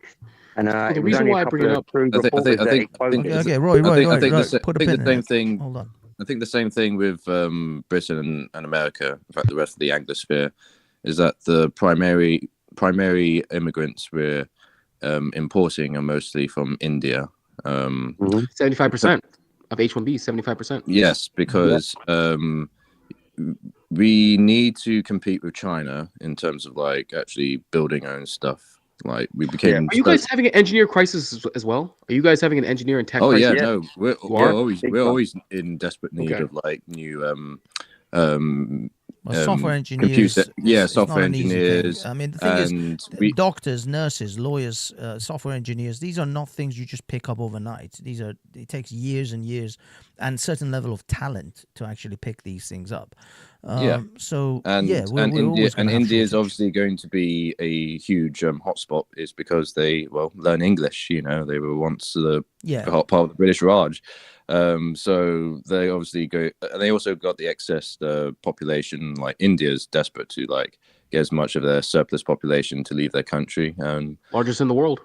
Oh yeah, but you know, like the problem is like we usually get like the best, and usually these would be like Chinese people or at least Indians in the upper caste to do all the good sophisticated work. But now that we're about to go to war with China, we now are just importing any Indian that is willing to get into this country, and obviously there's horror stories of these companies like going bankrupt because these Indians are simply not up for the task, you know. Roy, I'm going to switch you with Tom for a few minutes because Tom has been in the back and he wants to actually get on. I'm sorry, guys, I don't have enough room. Worries, I can only put six people because I'm a cheap ass and I only have a free version. No, that's fine. That's fine. Okay, I'm going to jump now anyway. Cheers. I thought the free version was 8. Thank you.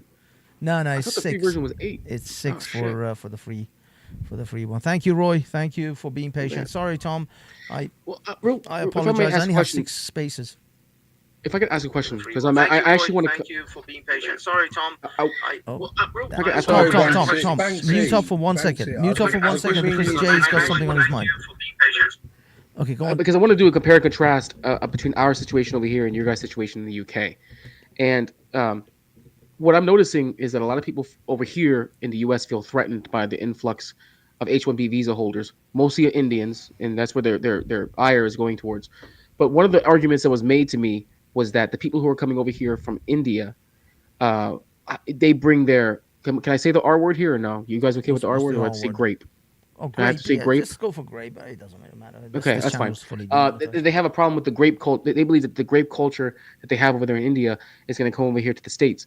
I'm arguing against that because most of the people who come over here from India already are educated. They have to have money. They have to come from affluent families because it takes at least $10,000 to go from India to the U.S. on average, which is a lot of money for them. And that most of them who come over here on visas are looking for positions of prestige. You're looking for jobs that are prestigious. Even your lower level or lower income Indians, they come here and they work. Hot topics. We got a massive problem. So in the UK, but is it with Indians though? Well, let me out. You will find that they're called predator hunters, and you get them in the US too. And not all of them, but a very high percentage. They're over here on student. They're over here on work visas. They're over here for like 3 weeks, and they're already trying to groom, girls online, underage girls online. Like 3 weeks into the country, and they're already been caught up by a predator gang. It happens so frequently. It's very scary, to be fair. It may not be as bad if they're Hindu or Sikh, but Muslims, yeah, they clearly got a clear defined path with these things. So yeah, your citizens are right to be concerned, in my eyes. But what I'm saying though is they're concerned that that culture is going to come over here. I argued against it because most of the people, if you look at the data, most of the people who are coming over here don't come from the lower rungs of society. It's culture. They'll come from. I understand that, but culture changes depending on where you are economically. You have a culture. Yes, there is an overarching culture, yeah, but how much that you embrace certain aspects of your own culture change where you're, depending on your socioeconomic position. Okay, if you can guarantee that you're getting only like the creme of la creme of the immigrants from India, then that's fine. The problem is that they're always going to renegotiate how the actual like system allows who's in, and they're going to try any devious tactic to get like even the shitty Indians to come in. I mean, let me just say it like this: do you really think, say for example, the people when they arrive on British soil, do they leave all their past and all their culture? They just leave that behind with them on the plane or the boat they arrived in? No, of course not. No. It sort of comes with them. So I understand what you're saying. You're trying to think the best of people, but sadly, in reality, in the UK, this is the case. A lot of people that arrive on student work or asylum, or as I call adventurers claims, they end up getting caught out on these predator things very often, and maybe because they're not very clever that what these predator people are are about. But either way, there seems to be so many exposed, so many. It's ridiculous. Omar, I had to mute your mic because your keyboard was just coming through. Sorry, I was typing something for you in the back. And it's all good. It's all good. Just mute up because your keyboard sound comes right through, and it's driving me mad. But guys, I want to get Tom in because Tom just jumped on the panel as well. Unfortunately, I have to juggle with people on and off now. But Tom, what was it that you wanted to say? Because I know you had some stuff you were saying in the side chat. Go ahead. I've got to be honest. When I had my point to make, it kind of was a while ago, and it's kind of faded. Sorry, I've got to be honest. If I'm honest, I forgot. All right, no worries. Hold on. But while Based Welshman is in here, I am very concerned and worried about. I know I brought this up earlier, but Active Patriot and Little Veteran and the old school boys, I'm still worried that I hope they're still tight, if you know what I mean. Does that make sense to you, Base? Well, are you still tight? I mean, we've gone down different paths. I've moved on with my life, but Alan's really gone full time with it, and he's done a great job at it. So I do believe, from what I'm understanding, his Twitter's active. It was active 4 hours ago. He's pumping out stories.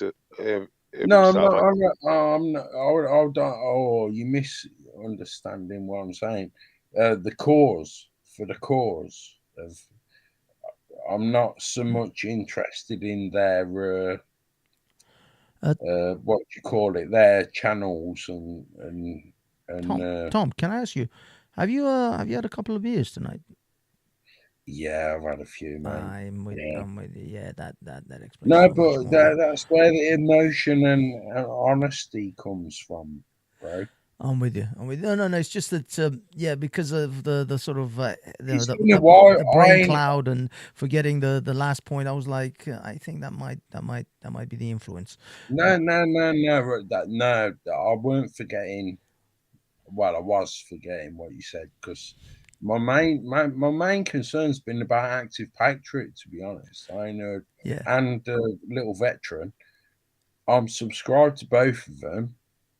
And are you on Telegram? Are you on Telegram? 18 months. For the last 18 months, I've had no updates, videos, shorts. Okay. Are you on Telegram? No. Okay, you've got to get on Telegram if you want to contact me. And this is for the listeners then. This is This is what I'm saying. This is my point. Like, look, guys, we're all on the same path, right? We need to have a fucking some sort of email listing list, some sort of way that's beyond YouTube. Are you on Twitter? Are you on Twitter? Where we can all get on Twitter and Tom, then are you on Twitter? private. My DMs are open in Twitter. I think Bases are, and then we just create a group there. No, you're not listening. Tom, are you on Twitter? No, I'm not. Well, get on Twitter. So this is the reality. No. Wait, okay, you've answered now 4 times. I got you the first time you said it. Right. So Tom, you've got to move on. You've got to move on. Listen to me, please, just for a second. You've got to move on, Tom. Either you move on to different platforms, or you're not going to be able to get any contact with Alan or Little Veteran. You've got to move on. Twitter, you can direct message Alan on Twitter. I've been saying since day one, bro. You don't get it. Well, you're not getting it. Since Wait, 2006. Look, Tom. Tom. I haven't got the problem not being able to contact Alan. You seem to have that problem. So why? You are the leaders. Based, I think, lost his connection. Okay, guys, I just want to get Omar in because Omar, you had a story about a guy from India, a tech guy. Just Tom, give Omar a few minutes because I want to hear his story. He wrote a story on the side chat. I just want him to read it out to me. Go ahead, Omar. Okay, well, recently, as of August, just let me. Yeah, Tom, just give Omar 2 minutes. Just mute up. Okay, go ahead. Okay, August, I think it was. I went to a camp somewhere, and I met the guy there from India, and he had the H1, I think, visa and stuff like that, and he was in there for, I think, what was it, assault and DWI, and yeah, he got basically out in less than a week, and he basically fled the country. So I don't think he's coming back to court. So just so you know, I mean, it was weird though, because he said he was a Muslim guy, but he drank. So I thought that was against their thing, but I guess. Dude, Muslim. Banksy, educate him, Banksy. Like, there's so many Muslims. Just go to Dubai. Just go to any of these countries, and you'll see Muslims getting absolutely mashed. What is the punishment? Well, if you want to, I mean, you get lashes. Like, you know, my cousin. Go to any lane. Go to any lane in any city, and you'll see behind walls bottles of spirits, and they're either drunks or Muslims coming via the lanes. Yeah, the thing is, at least in Iran, I can't speak for Saudi Arabia or other Muslim nations. In Iran, if you're caught with alcohol, it's not a death sentence. It's lashings. My cousin, when I was a child, he was like 16, 17, and he got caught coming out of a party. With alcohol on his breath, and he got something like 60 or 80 lashes, and it's brutal. 80 fucking lashes? Yeah, no, it was brutal. With what? With a belt? Well, a whip. A wiener? Yes. But you mean like a whip? Yeah, like old school leather whip. Oh shit! His back was torn up like shreds. He couldn't sleep on his back for like months until he recovered. It was horrific, dude. It's serious shit. I thought that in the Quran, you can't drink anything of the fermentation of wheat or grape, right? Like it's specifically. It doesn't specify, as far as the Quran verses doesn't specify anything to do with the particular alcohol. It just says there are. You see, the thing is, the Quran doesn't even strictly ban it. What the Quran actually says is that the things like gambling and alcohol, these things are not good for you, and so we don't recommend them for you. But it doesn't actually say don't do it. So the weird thing is there isn't an actual prohibition that comes out of the Quran. The prohibition comes out of things like the hadiths and the Muslim sort of ummah overall, where they decided prevention is better than cure. So we haram just light. simply It's haram light, isn't it? Yeah, haram but the actual Quran itself, if you are a Quranic Muslim, alcohol isn't strictly banned. It just says these are recommended for you. These are things that are not good for you. That's all it's really saying. It's like recommended. So guidelines. Yeah. Just like it's best if you don't do it, but it doesn't actually say these are prohibited, because in the Quran it actually says pork, for example, is prohibited. It is haram. It actually says that. Unless you're gonna starve. Yeah, I think even that. Yeah, I think you've got caveats if you were about to die. Can you explain to me? Can you explain to me why a lot of staff in Greg's are clearly Muslim, and they're always making me a bacon and egg bap? Dude, Muslims work with pork. I owned a pizza shop when I was younger. I had Muslims working for me, except they wore gloves when they touched the hams and pepperoni and stuff like that. They wouldn't touch them with their own bare hands. But Muslims function. That's just good practice. Yeah, no. The thing is, they figure out a way to But function that in smell, society. but that smell. How can you avoid it? No. Doesn't it is what it is, man. I mean, they figure out a way around how to function. Most Muslims in Western societies are essentially operating on a functional level, so they have to function within that society. We operate within the boundaries of that society, so they can't go and work in a food store like a Greg's or a pizza shop and not touch ham and pepperoni. Nobody's going to hire them. It's like, tough shit. This is a place where we sell ham and pepperoni. About the current, what do they call it? Turkey ham or ham? Oh, bass dropped again. Omar, your keyboard. You're killing me, man. You're killing me. I'm sorry. bro. I'm sorry. That's off. Those tapping noises are like needles in my brain. These brick panels. Well, I shouldn't say all, but definitely will say Hafez. As far as brick panels are concerned, you have a very orderly one. Because some of the other brick panels I've been on, they can get pretty ape shit pretty quickly. So kudos to you, bro, for being able to hold it down. I don't hold that many. Yeah, that's the problem. The thing is, I don't actually hold that many live streams on this thing, so probably that's why. But yeah, I mean, also I don't have that many people. I actually prefer to have 3 or 4 people at most. Yeah. It's much more easier because you can hear everyone. It's a better conversation than to have 10 people. But yeah, some panels they have like 10 people on there, and it's just. Have you ever been on? Wild. You know who Rodney is? Rodney K. You ever been on his channel? Rodney or Ron? Rodney K. I shouldn't assume. Yeah. I know a guy called Rodney. Oh, you do know? Oh yeah. Jesus Christ, the YouTube streets are small. Wow, the YouTube streets are small. Wow. I think, but based, you know Rodney, right? I don't think it's the same Rodney K. It's not. Maybe it's a different Rodney K because I know a guy called Rodney K. It's definitely a different Rodney K. He, the thing is, there's a group of people who started YouTube channels from Speaker's Corner. Essentially, they were involved with the people who go to Speaker's Corner, and then they would run YouTube channels during the week.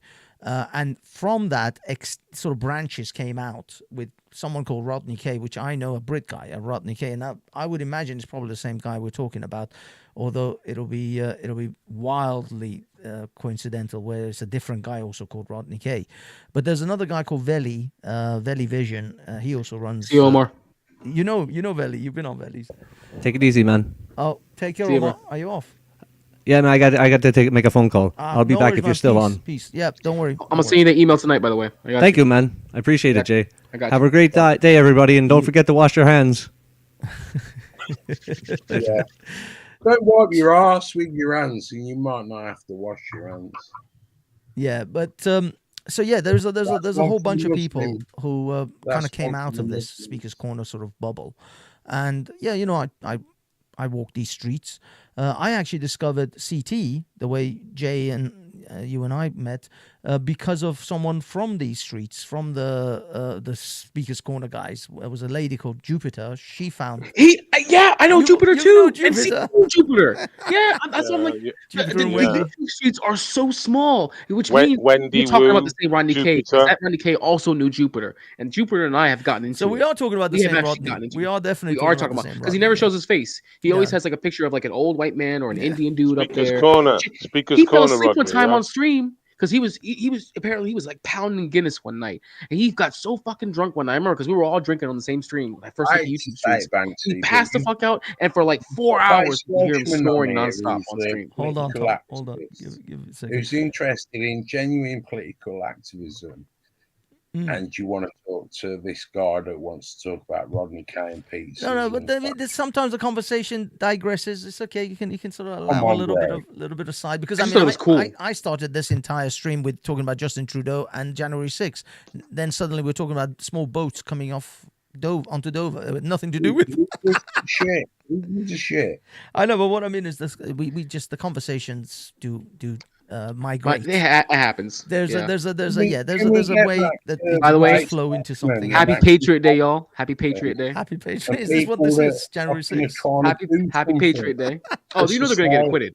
There's bro. If anything gets done, if I was Trump on January 20th, the Yeah, very you first do thing I would do cheese after the ceremony would be in the everybody bin. who was everyone who was arrested Yeah, on J6, no one- everyone who's in second, jail Joe, right one now, second. get them up out of there. Get them up out. I would do that immediately. Jay, actually, this is something I want to ask you. You know, this is an American thing anyway. If now that we saw January 6th, obviously it's gone by, no issues, no protests. Clearly, there's going to be protests on Inauguration Day, January 20th. There's guaranteed. I know some of the people who are going there. What do you think the left is going to do or attempt to do on 20th? Nothing. I'll tell you why. So the coalition, and by the way, a lot of people are going to say, "Oh my God!" But the MAGA Civil War, guys, the MAGA Civil War was a Twitter thing, and we're not even really talking about it anymore.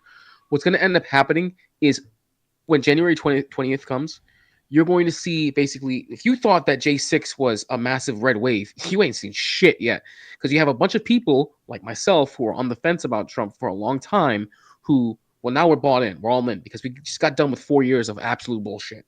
So a bunch of those people are going to end up being there. They're going to flood the Congressional Mall. I'm going to tell you right now. And in fact, I know some of the people who are going there to protest. In fact, you know some of them too. You know who Bumpkin is. You know who Andre is. They're going to be there as well. Oh, nice. So they're going to be there. Well, granted, we were all going to go there, but New Frontier died, so it's not really, it's not here nor there. But if the left does decide to show up, like even if Antifa shows up, okay, and these are like big time names I'm talking about right now as far as like dissident spaces. If Antifa shows up, America First will show up. If Black Lives Matter shows up, Patriot Front will show up. So even if the left shows up with their dissident forces and they decide that they want to bring the smoke to Trump and to MAGA and to the inauguration, the dissident right is already going to be there to protest Trump because they want him to like go super hard. Like that's, both extremes are going to be there. And because they're both extremes, and once they clash, and they will, they're going to cancel each other out. And MAGA, if I was a MAGA bro, and I saw the shit going down, I would get 20 or 30 of my other friends and be like, yo, let's go fuck their shit up. Because they're too busy fighting amongst themselves. Yeah, but the thing is, I mean, if this, I mean, we've got essentially you're looking at like gang wars or civil war type of situation on the 20th. I'm sure the police and even the military won't really let these two groups clash like that, will they? So you have to understand is that DC is, and I'm sure you know this, you're in London. I mean, DC is a huge city for protesting, especially when the whole Israel-Palestine thing popped off. Huge location for protesting. During 2020, when George Floyd died, BLM protested like crazy. Hell, even when Trump was elected back in 2016 and did the first Muslim ban, there were huge protests then. So protests are going to happen. Violent protests are going to happen. Tom, let Jay finish, please. Please just give me a minute. Just quickly though, Banksy. Sure. You let yourself be dragged off into irrelevant. No, this is our conversation. This stream is January 6th conversation. This is literally the title of this panel. You still let Esau over here? Elon Musk is Esau allowed over here? Kia Starmer and all this. Yeah, but dude, this isn't that show. No, bro, that's what we're all seeing. British nationalism, I love it. Banksy will talk about this in a minute. Tom, this isn't that show. The title of the show was January 6th and Everything American. That's the whole point. The only side conversation I had was Justin Trudeau's resignation. This wasn't a Brit panel. This wasn't a Brit conversation. This was America. I'll tie it back in though. How about this? Let me finish my American war point, and I'll tie it back into. Give Jay. Hold on a minute, bro. All right, Okay, go on, Jay. Okay. So the reason I just want to tell you, as a friend, a supporter, go on mute. What I'm expecting from you is I want to know what Banksy thinks about all this Elon Musk stuff. I know, but that's not what I did this stream for. It's an American thing. I want to know what Banksy thinks about this Elon Musk stuff. What's his point of view? I trust you. I'll be honest, mate. I fucking trust your what do you call it? Determination. Your take on it. Yeah, your opinion. Sure. But I didn't do the 'Cause stream for that. You're That's the not problem. a fucking idiot. You're not an idiot. You know, I mean, God. Am I the idiot? I've heard you talk about no, sorry, Iranian stuff. Jay. When I heard you talk about Iranian stuff and all that, you bring in politics I didn't even fucking know about. Tom, right? Tom. And I'm like, look, I respect you, dude.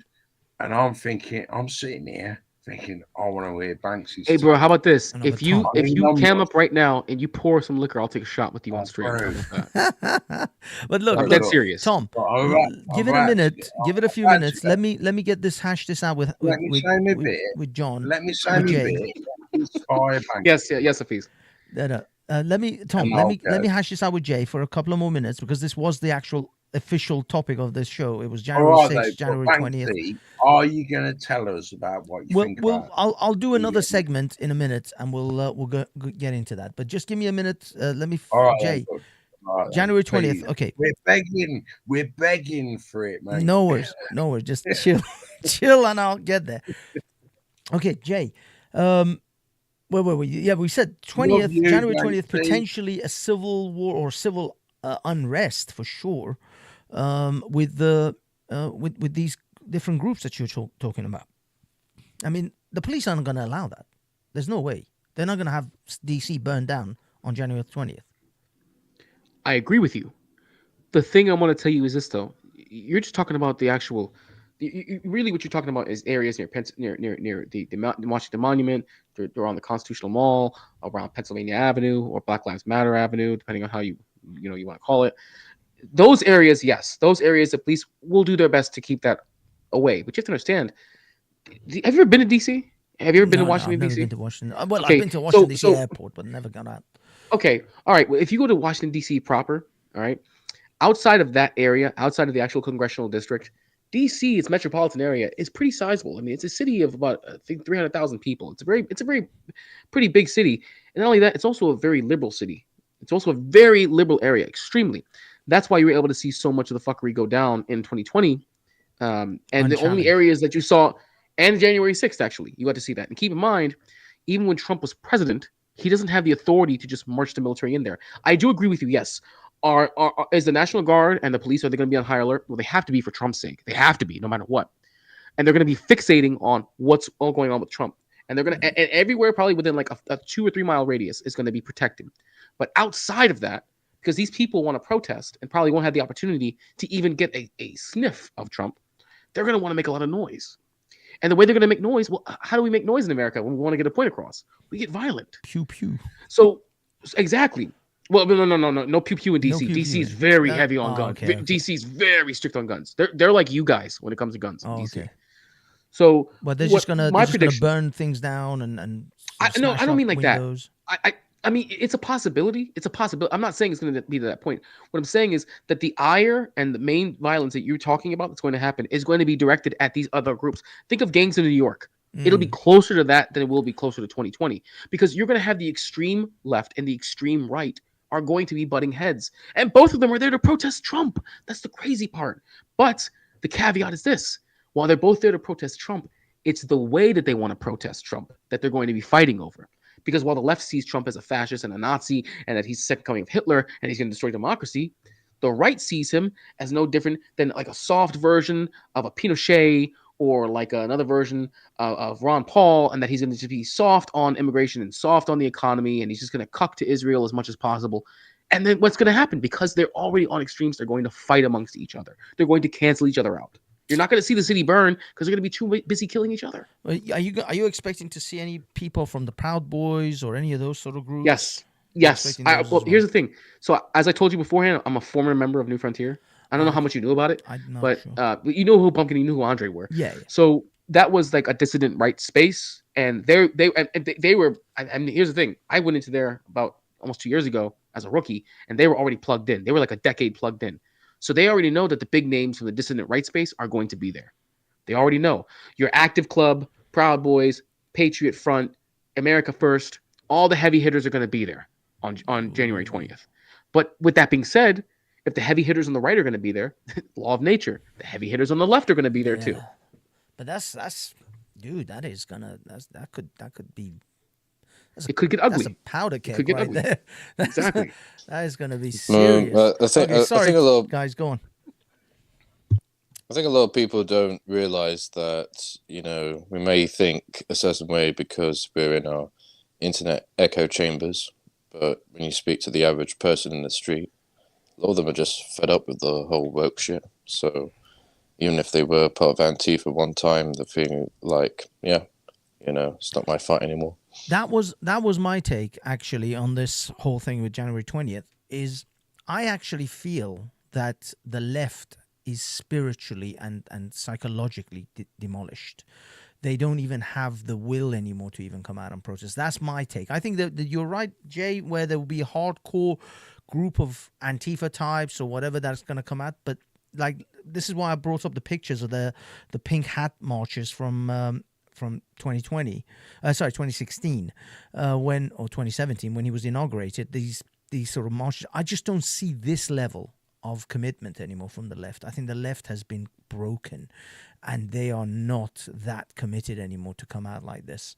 I think it'll be a very uneventful event. Because back then we lived in times of luxury and abundance, but now everyone's everyone's like struggling to, you know, put meat on the table, you know, pay their bills, healthcare. You know, they're just like we're going through some real world problems. So really, the left is it's not just the left; it's just the average person has just been crushed under the weight of all these, you know, financial burdens to even bother protesting anymore. Is that where we are? I mean, I don't know. Pretty much, like, obviously, you know, it's very plausible. I hope it's not going to be the case, but it's plausible that we're going to go under some recession under Trump, because this is how it typically always goes. You know, every time a Democrat is in office, you know, they're always able to have the system geared towards them. But as soon as Republicans in office, then, oh, all right, you know, let's, you know, let the whole thing pop. You know, let's, you know, go through the bad times that we have to go through because of this ridiculous like monetary policy we have. Okay, guys. I think we've touched this one enough. I'm gonna go down the road of appeasing Tom here. Tom, let's go down the rabbit hole of grooming gangs, mate. Let's do this thing. Let me try to bring up something. Me, Tom. I just want to apologize to all the professional groomers, you know, who groom dogs. You know, your name has been hairdressers, dog groomers, anyone who takes care of themselves, personal groomers, or people who actually do groom children in the non-creepy way, because that wasn't ever meant to be like a really nasty term. It really wasn't. There you go. Musk ill-informed on grooming gangs. There's Richard Tice, which is part of Reform. I'm not entirely sure who the other guy is. It's probably a Sky News reporter. You gotta play it then, innit? If you're gonna show it, you gotta play it. How do you mean? What do you need? You're gonna show it. No. There's no video. I'm just using this as a springboard, just to. There's no audio for that. No, there is no video. There's no video to this, Tom. I want you to kick us off. Go ahead. What do you think of Elon Musk's pressing on this subject, and is obviously what should Reform be reacting in a sense? I mean, what would be your approach to Reform's reaction to like Tommy Robinson? Well, for one, don't don't mistake me for a reformer. No. I'm saying if you were Nigel Farage or Nigel Farage, oh yeah, let's all vote for Brexit, right? When he was in the European Parliament, and then we all voted for Brexit, and then he quit being a politician the day after. So the fuck? And then all these fucking sheep are going, bah, bah. Oh, Nigel's back again. He's back again. Oh, let's all vote for him again. A fucking bunch of idiots. I think that's a bit unfair. Look, my point, not his point, their point, Tommy's point, fucking Farage's point. Sure. What's your Starmer's point? What's your point, mate? Go My on. point is, do you know what? I'm gonna say it fucking loud and proud. As a far right leftist, I'm gonna say the best prime minister we never had was fucking what's his name again now? Oswald Mosley.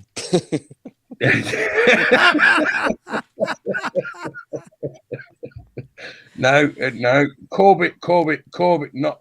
Enoch I get Powell. confused now. Since I learned there was two of them, it always confuses me now. When there was one of them, there was one Corbyn at one point, and then Have you or anyone from Reform YouTube UK been in- videos and stuff. And I was like, oh, I agree with him as well. It was like Corbett. What's the Corbett? The bigger brother, not the bigger brother, the younger brother. What Jeremy Corbyn or Thingy Corbyn? Jeremy, that's the one. But Yeah, Jeremy Corbyn is the older brother, and then Piers Corbyn is his younger brother. Piers, yeah. No, I agree with both of them. They've both got valid points. Like, I mean, they say, Jeremy Corbyn's a terrorist sympathiser. Why? Because he spoke to the IRA. Do you think the British government weren't speaking to the IRA before Jeremy Corbyn? If I'm from a military background, all my family are military, man. If you don't think, this cliche, we never negotiate with terror. That's bullshit, yeah? That's total bullshit. They always negotiate with terrorists. But I do have issue with Jeremy Corbyn saying that Britain has not fought a just war since World War II. Say that again. Are we Jeremy digressing Corbyn here from the Nigel Farage thing? Because I thought this was going to be about Tommy Robinson, Nigel Farage reform, but and Elon Musk. No, we'll get to that. We've got to get through the mud of Jeremy Corbyn. Go on. Say that again. What's that about Jeremy Corbyn has gone down saying that Britain has not fought a just war since World War II. So that obviously that includes the Falkland Wars. To not fought a just war. Yeah, like the Falkland Wars was a just war. Argentina took sovereign land from us, and we fought to take it back. So it clearly shows where his allegiance lie. Margaret Thatcher's a cunt. I've got to be honest. I would tend to agree with you on the Falklands War thing, so I'd disagree with Jeremy Corbyn on that one. But I tend to sort of concentrate on Jeremy Corbyn's principles of having a community bank. He only cares about the perceived weak or the perceived oppressed. All right, he doesn't care about the bigger picture. Do you not worry that you're buying? Glad I caught. I mean, that sounds so aggressive and that. Do you not worry that you're? I don't know how else to say it other than honestly. Do you not worry that you're buying into a preconceived idea of what someone else is doing based on what someone else wants you to think of that person? Do you know what I mean? Guys. Is it a bad thing? Is it a bad thing to have the profits from gas, electric, water that we all need, the profits from that feeding back into the system? Good evening, this is Jeeves. Everyone else, is that a bad thing? Hold on, Tom. Sorry, guys. Can you tell me if you can hear this? Okay, with me, Miriam Cates, and keeping me company until 7 o'clock. I've got Lord Daniel Moylan. Sorry. Can you That's actually, a very Tom? important issue. Hold on. That's hold a on. crucial issue. I know. There's no volume, Batsy. We can't. You can't hear it. You can't hear it. Okay, No. that's okay. I just wanted to. Banksy, Just wanted to make please. sure if you could or couldn't hear it. Allow me. Is it or is it not a fundamental thing that maybe it might be beneficial to humanity and anyone of any society that the basic necessities, the basic necessities of life. Why am I getting that? Yeah, Tom, just while you gather your thoughts, just give me a second. Let me play this. And Bill Rammell. Can you hear me? Can you hear Now, Nigel Farage is going to attend and do. host Reform's East Midlands Conference this evening in echo. Leicester. GB. Oh, is it echoing? So we Someone's all gotta have echo. to mute up. Yeah, you guys are gonna have to. Everyone has to mute up. I'm sorry, guys. I'll probably have to mute up myself. Let me mute. News' political editor Chris Hope was with Nigel Farage earlier in Leicester ahead of the conference. Now is Nigel Farage, the leader of Reform UK. Nigel Farage, a poll today giving you 120 MPs if there's an election right now. There is one for 4.5 years. Is the next election nearly in the bag? I mean, these are big improvements on where we were back in July. You got 5 MPs. Yeah, I mean, we're a good 50% up on where we were on July the 4th in terms of percentages. Okay, I'm going to fast forward some of this because he doesn't really get to the bit that we won. Of seats. So there comes a moment when even under first past the post, it flips the other way. Middle of December, wasn't it? Yeah, that's right. I mean, and you know, frankly, the last 2 weeks of the year were phenomenal for this party, and you're beginning to see results of that. Take Labour's Oh, membership. goodness, what a ridiculous question. I have no idea. I mean, It's speculated. If you'd said to me, it's got a life of its own and will enjoy riding the wave. There's a late New Year's party feeling here in Leicester for your rally tonight, but do you worry that the party pooper could be the person who may be your biggest saviour a week ago, Elon Musk? You called him a bloody hero on Boxing Day. Yeah. You said you were expecting a reasonably sized nation. Do you still think that? He's saying remarks now attacking Britain, supporting Tommy Robinson. Is he now political kryptonite to you? Well, he's attacking the leadership of Britain. I mean, he's saying Britain's been terribly badly led, and that the grooming scandal, the mass rape scandal, which has resurfaced, and transcripts of what was said in court have been online, and I recommend you at home don't read them. You won't sleep at night. And so, yes, he is attacking the leadership in Britain. He's very supportive of me. He's very supportive of the party. He sees Robinson as one of these people that fought against the grooming gangs. But of course, the truth is, Tommy Robinson's in prison not for that, but for contempt of court for the third occasion. But I mean, equally, there are people in Britain who think that Robinson is a political prisoner. That's the narrative that he's pushed out. That's how he earns his living. But it isn't quite true. Okay, I just want to comment on this bit. This is the telling part, which essentially, with a wink and with his tongue in his. What do you call it? Tongue-in-cheek, kind of wink and a nod kind of situation. Farage is saying, "You're muted, bro." Oh, and also someone else doesn't echo. Yeah. Sorry, guys. I'm gonna because I'm sharing the screen. It's always gonna echo for a bit. Just bear with me on that one. All I'm saying is, at this point, this is where Farage is essentially saying, with a wink and a nod, Tommy's a grifter. That's how he makes his money. That's his campaign, and so this guy is essentially accentuating, or he's over egging this particular pudding in order to basically make money out of it. This isn't what reform is all about, and I think that is why so many Tommy Robinson supporters are essentially, they can read between the lines. They know that that's what he's essentially saying, is that Tommy Robinson is a bit of a grifter. He's using this grooming gang thing to make his living, and that's his shtick. But this is not what we're about. But let me just rewind quickly for like 10 seconds, and you'll see what I mean. Equally, not for that, but for contempt of court for the third occasion. But I mean, equally, there are people in Britain who think that Robinson is a political prisoner. That's the narrative that he's pushed out. That's how he earns his living. You see, that's the narrative he's pushed out. That's how he earns his living. Insinuating he's a grifter. But it isn't quite true.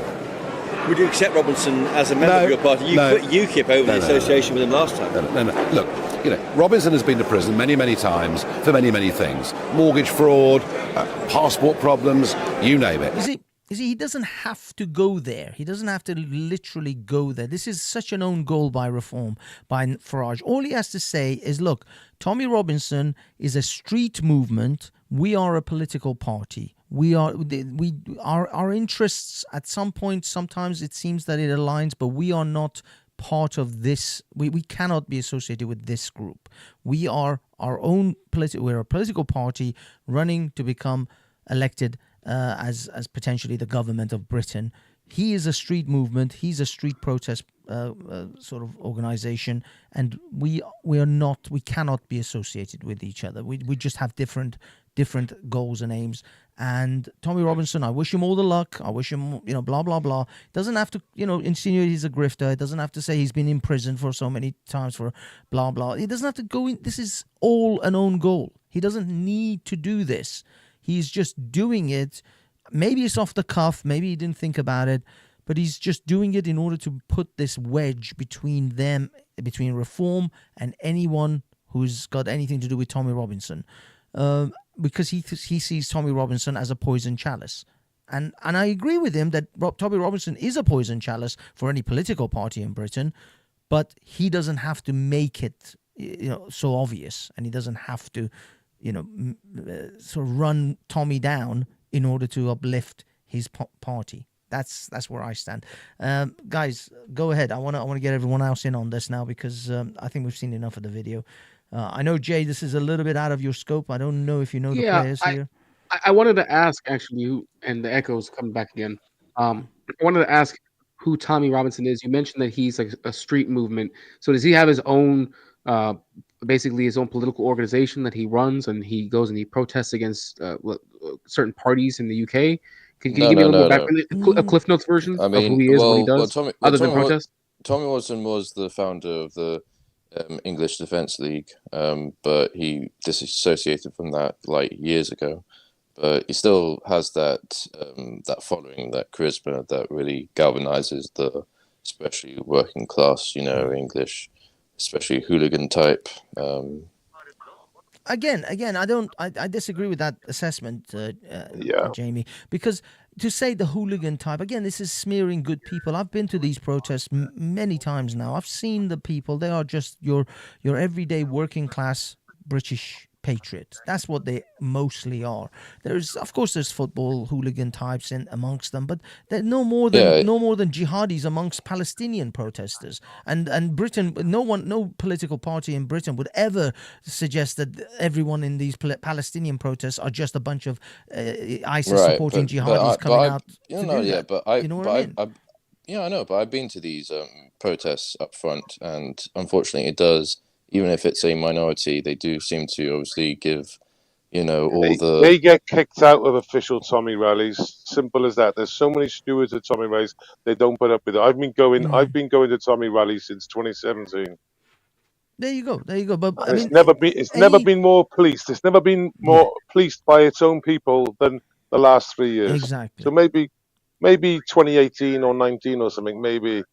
And even then, they're not welcome. They normally get taken out. Literally, the last Unite the Kingdom rally, which you and I both were there, Welshie, they had a group which is known as Patriotic Alternative. Now, Patriotic Alternative is an organization that tried to register as a political party. They couldn't. They were refused. But they are led by Mark Collett, who's the official leader, who is an actual neo-Nazi. He genuinely supports Hitler. He likes Hitler. He likes what he did. And he is an ethno-racist kind of individual. He wants Britain to be an ethnically homogenous country, ethnically Anglo-Saxon, Scots, Celts, whatever. Now, he came to that event, and at the beginning of the day, this was like right at the beginning of the day, they had their little moment, and they got a few shots on the cameras and stuff for themselves, and then they were escorted away from that movement, from the main rally. They were not allowed to be part of the main rally because the Tommy sort of movement knows these guys are racist. They know they are the actual right wingers, so they won't have them amongst them. But I wasn't really referring to the actual FNAPs. I'm simply referring to people who just get very intoxicated on alcohol and then start picking What's wrong with that? Yeah. It happens. It is. It happens. It's a People working get class. pissed up. Yeah. Can I say to you, right, the key thing, when you're putting your neck on the fucking line for the fucking country and things you believe in, you're pretty naive if you think that the government can't just disappear you.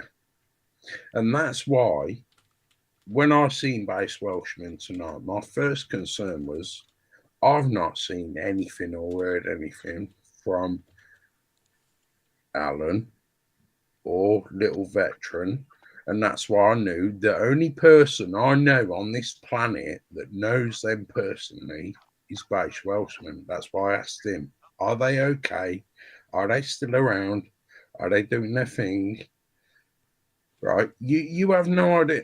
Banksy, it's easy to go on live streams day in, day out, doing waffly bollocks, talking about this. And no disrespect to you. I know that sounds disrespectful, right? And you do a great job. You've taught me more about the Middle East and how their mental mind works. I'll be right back. No worries, Jay. All stuff like that, right? But when it comes to on the ground making shit happen, look at these guys, what they've done over the last 8 years. And it's all being brought to the forefront now as if it's like, oh, they've just revealed what we already knew. No one would know about any of this shit if it weren't for Welshman or the people at Dover or Tommy Robinson. Or I had a missus in the 90s that committed suicide in 98, right? She was part of a grooming gang, right? I didn't know what the fuck to do about that. I knew who her handler was. I knew what gang she'd been used by. I only learned about it about 18 months after she committed suicide. So I was late to the party myself. There was it made me think, hold on, there was things she said while I was with her that I should have took notice of. That I got the guilt on my shoulders. Fuck that. This is from the 90s. This shit's been going on for fucking ever. And there's counselors, there's professionals, there's people that should have known fucking better, right? And they did fucking nothing, right? And I'm not going to have people like, okay, right, what's his Active Patriot, right? He wiped a $10 fucking note on his ass and handed it in. And then you got all these people turning it, oh, that's fucking disgusting. It's like, are you fucking retarded? The guy's watching thousands of fucking illegal immigrants coming in every day, and you're gonna have a hissy fit because he wiped a £10 note on his fucking up. You fucking pathetic cunts. And then you've got Base Welshman going to this place, that place, the other place. And oh, you didn't park properly. Base Welshman, you parked on a double yellow line.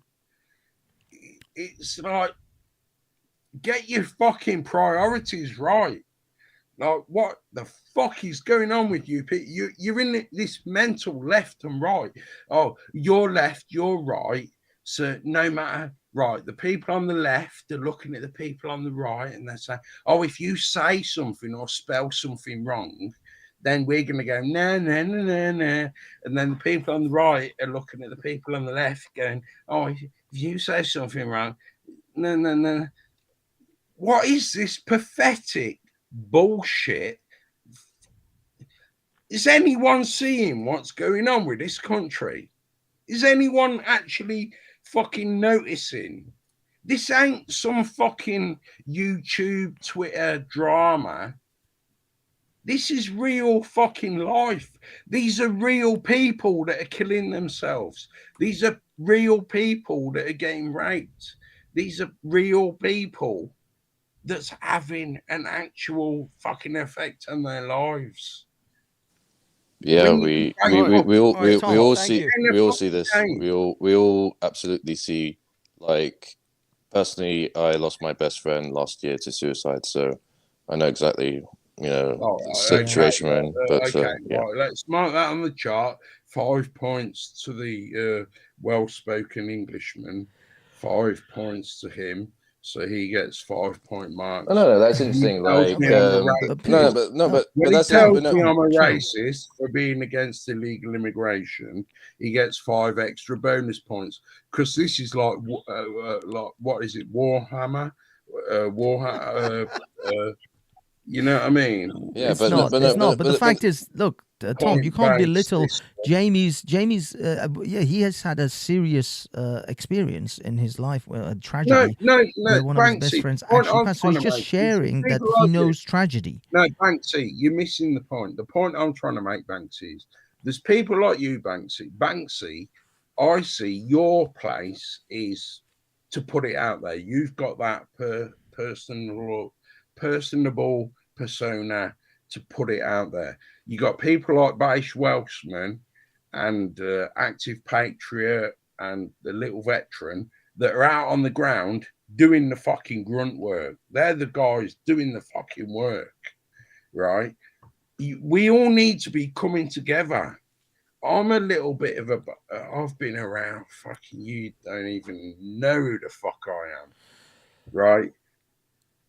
I don't know where I've got skills and I don't know where to apply them because I can't trust none of you because all of you are all backstabbing each other and all this shit. And I'm thinking, oh, fucking hell, all I'm looking for is a bunch of people I can trust that believe in what I believe in. And man, when I find them, I'll give it you all. I'll give you my soul. I'll give you my heart and my soul, and I'll fight for you, and I'll fucking die for you. But I can't find you. Where are you? Where are these people? I think that's the thing that we all have to accept is, as much as we might have the same struggles and the same enemy and the same willingness to fight together, we are ultimately human, and we ultimately are going to be self-serving in many ways. That seems very to a degree, we're self-serving. To a degree, we're self-serving to a degree, but there's a degree where that self-servation fucking becomes self-consumption, and you start eating yourself. You start eating your own. You start fucking consuming your own. Because your survival depends on the death of others.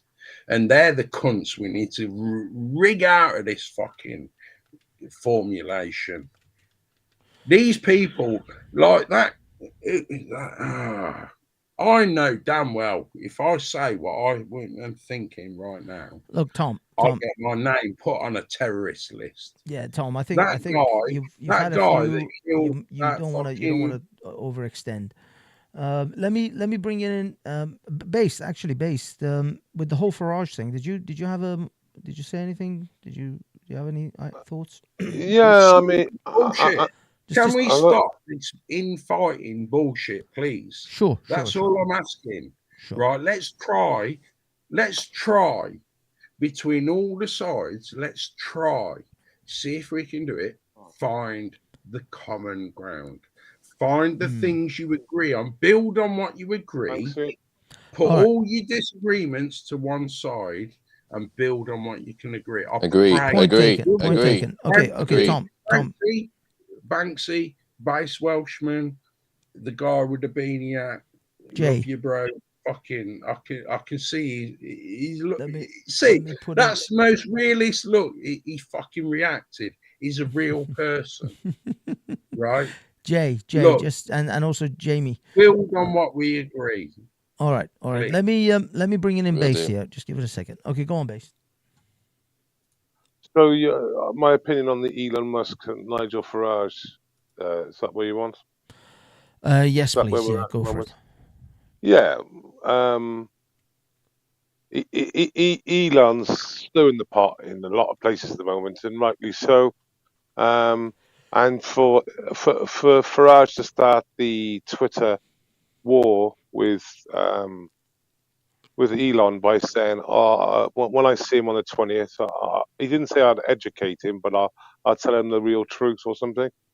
I'm thinking, you're literally trying to belittle one of the most, the most successful capitalists in the world. Got his fingers in loads of different pies, and you really don't think he knows the background of what's going on. So yeah, I mean, I don't like Farage. I never have. I've said this for a while. Reform um, can speak of Tommy in such a way that he wouldn't ostracize his loyal supporters, and at the same time make sure he doesn't get too close to the party or promote the party in any way. So yeah, I think it's great. I think Reform missed the trick. They fucked it. And Lee Anderson fucked it as well. Was so it when you say Lee Anderson all fucked it? Is this yeah. when the guy stood up at the rally or whatever press conference and started to talk about what about Tommy, and he just told him, "Do you want to get out?" Or is that what you say? Yeah, well, yeah, on a couple of occasions now we've had Tice, Farage, and Anderson now basically going down the party line. The only one who's actually spoken up and given the correct answer is Rupert Lowe. You can look at he's one of the MPs from, and if you look at his answer to exactly the same question, it's the correct answer. Yeah. So a politician to answer that question. Yeah, I mean, I saw that one because I think Maya Tusi covered it. And you're right. He was the only one that didn't completely throw Tommy Robinson supporters under the bus and just simply highlighted and also highlighted the work that these guys did over the years to bring this stuff to the surface, to bring it to the national conversation. So, yeah, I give him kudos. He handled it better than all these other guys. The thing is, you see, right now, for example, like this interview I played, talking about how the interviewer talking to Farage as if, are you sure you think you're going to win the next general election and you're going to overthrow Labour? These things are delusional conversations. There isn't going to be a national election in this country for 4.5 years.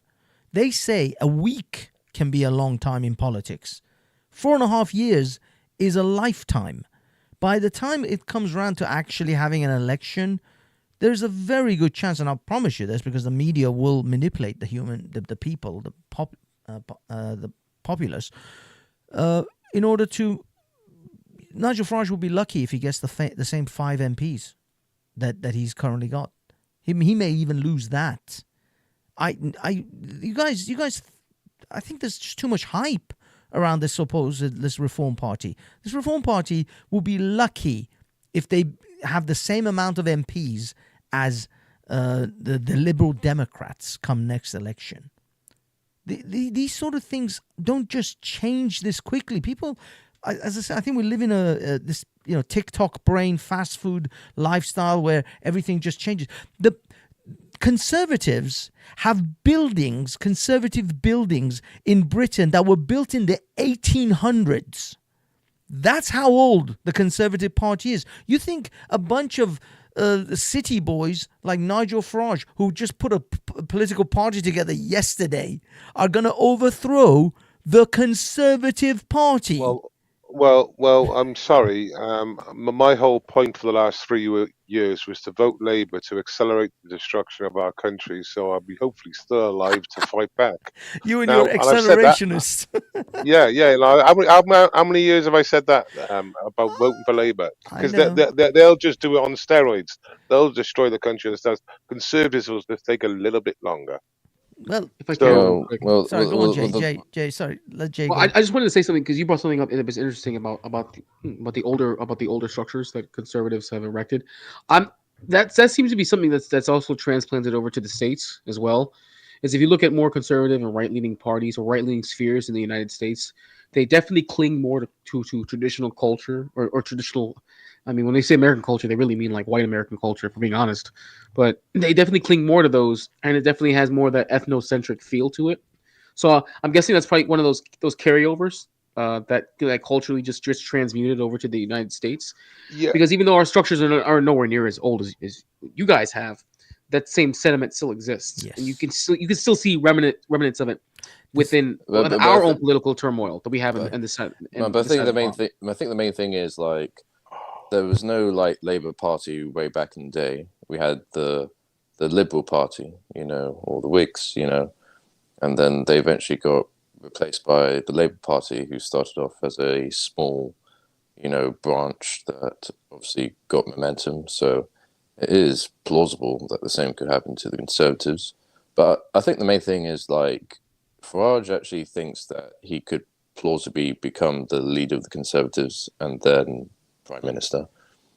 The thing is, yes, you're right, Jamie, in regards to, yeah, of course, there's a chance for one party to be replaced by another one, but not within one or two election cycles in Britain. The Liberal Democrats, at the best that Nigel Farage and Reform can hope for, is to replace the Liberal Democrats. That's their next actual step in this process. The Conservatives are far too entrenched. They've got far too many people who are simply, they simply vote just on the basis of their fathers voted. They've always been a conservative family, etc., etc. People have like embedded this whole political wrangling. It's almost like football teams. You know how there are people who've got like, you know, this family is a Manchester United family. This family is a Liverpool supporting family. I'm sorry, Jay, I'm using British football teams, but you get the basic idea. Good, I get it. You know what I mean? The Raiders, the whatever, the 69ers, whatever you guys have got. 69. I don't know. You have a team called 60 something or 76. I'm a Patriots fan, so there you go. Patriots, Raiders, Dolphins, whatever it is. So yeah, that's how it is in this country as well. People have loyalty to certain political parties that have had generations back. That sort of thing doesn't just flip in a 4-year cycle. Yeah, but we don't live in like the usual times. We have massive demographic change, and the people who would, you know, keep voting for their typical sports team because it's what my father and his father do are not having any babies anymore. Yeah, but the fact is that the demographic change that we're looking at in this country is an Islamic demographic change, and their voting bloc at the moment is firmly with the Labour voting bloc. They may flip to something that's more conservative than Labour at some point, which will be probably an Islamic party, which I still predict is going to come about. A lot of people are saying it. I mean, I was talking to someone, Oliver, he was on this channel earlier on, the new UG. He said, I don't think the Muslims will have their own political party just yet because they don't have the demographic numbers. They don't have enough of the shift at the moment. So if they suddenly bring up a Sharia party, it's going to show their hand too early. There'll be a massive backlash from the general public, and we'll end up, you know, with even a more conservative party than anything that we currently have. And that will, in fact, stop through immigration and deportation, reduce the Muslim numbers and their voting bloc and their voting power. So maybe they'll hold off for a few more years until they're more like 10-15% of the population. I don't know. That could be a possibility. But the fact is that the Muslim vote is becoming a serious voting bloc now. And both Reform and the Conservatives are now going to start appealing to that, by the way, because even Reform, Nigel Farage himself says, we can't alienate the Muslims in this country. It is what it is. It's going to be a power play. It's going to be a powerful force within Britain. And so he's already taking that into account. He's already playing in order to sort of appease the Muslims in this country. Conservatives are going to do the same. And this is the other thing that most people don't seem to realize. Within the next 4 years, the Conservatives are going to take on reform policies. They're just going to start adopting them, and they're going to appease the masses, the sheeple, in order to say, we're just like Reform. In fact, we've totally changed our attitude, even though they're blatant liars. We all know they will look you in the face and tell you that it's, you know, snow is black. But people are going to eventually, they're going to massage the British public into believing that the Conservatives are actually Conservatives. And that's it. And that's what will happen. That's in the next 4 years. As I said, Reform's best chance is to become as big or have as many MPs as some party like the Liberal Democrats. Like become potentially the third party in this two-horse race. But that's how it is. That's how, by the way, in America, I mean, do you guys even have third parties? I don't even think, apart from Democrats and So Republicans. no, There's a we have. there's a So we have. libertarian. Well, there's a Libertarian Party. There's the Reform Party. There's the Green Party. Um, there is the We the People Party. That was RFK's party. So there are other. Yes, there are other groups that exist. The problem is, some of these guys are just. Do they even have like just one fucking senator, loonies. one congressman? Do they? There even are have any? there are two senators in Vermont, in Bernie state, actually, that are independents. One of which being Bernie Sanders are. Yes, they're independent. But the difference is they're just Democrat light because they always caucus with Democrats in the Senate. They always caucus with them without fail.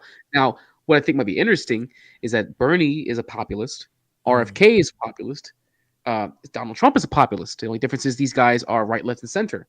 But populism seems to be on the rise in the U.S., and you might actually see a really an unholy fusion, an unholy alliance between populists across the aisle. That's the hope, because these guys are like, hey, listen, America's kind of fucked right now. There are some really bad aspects. So, I mean, I know it's not necessarily the same way that you guys have it going on, but there are still third parties do exist. There are similarities. Third parties do exist, but it's just that the idea of a great example is Ross Perot. Like Ross Perot was actually able to poll high enough back in the early 90s that he was relevant enough to actually debate.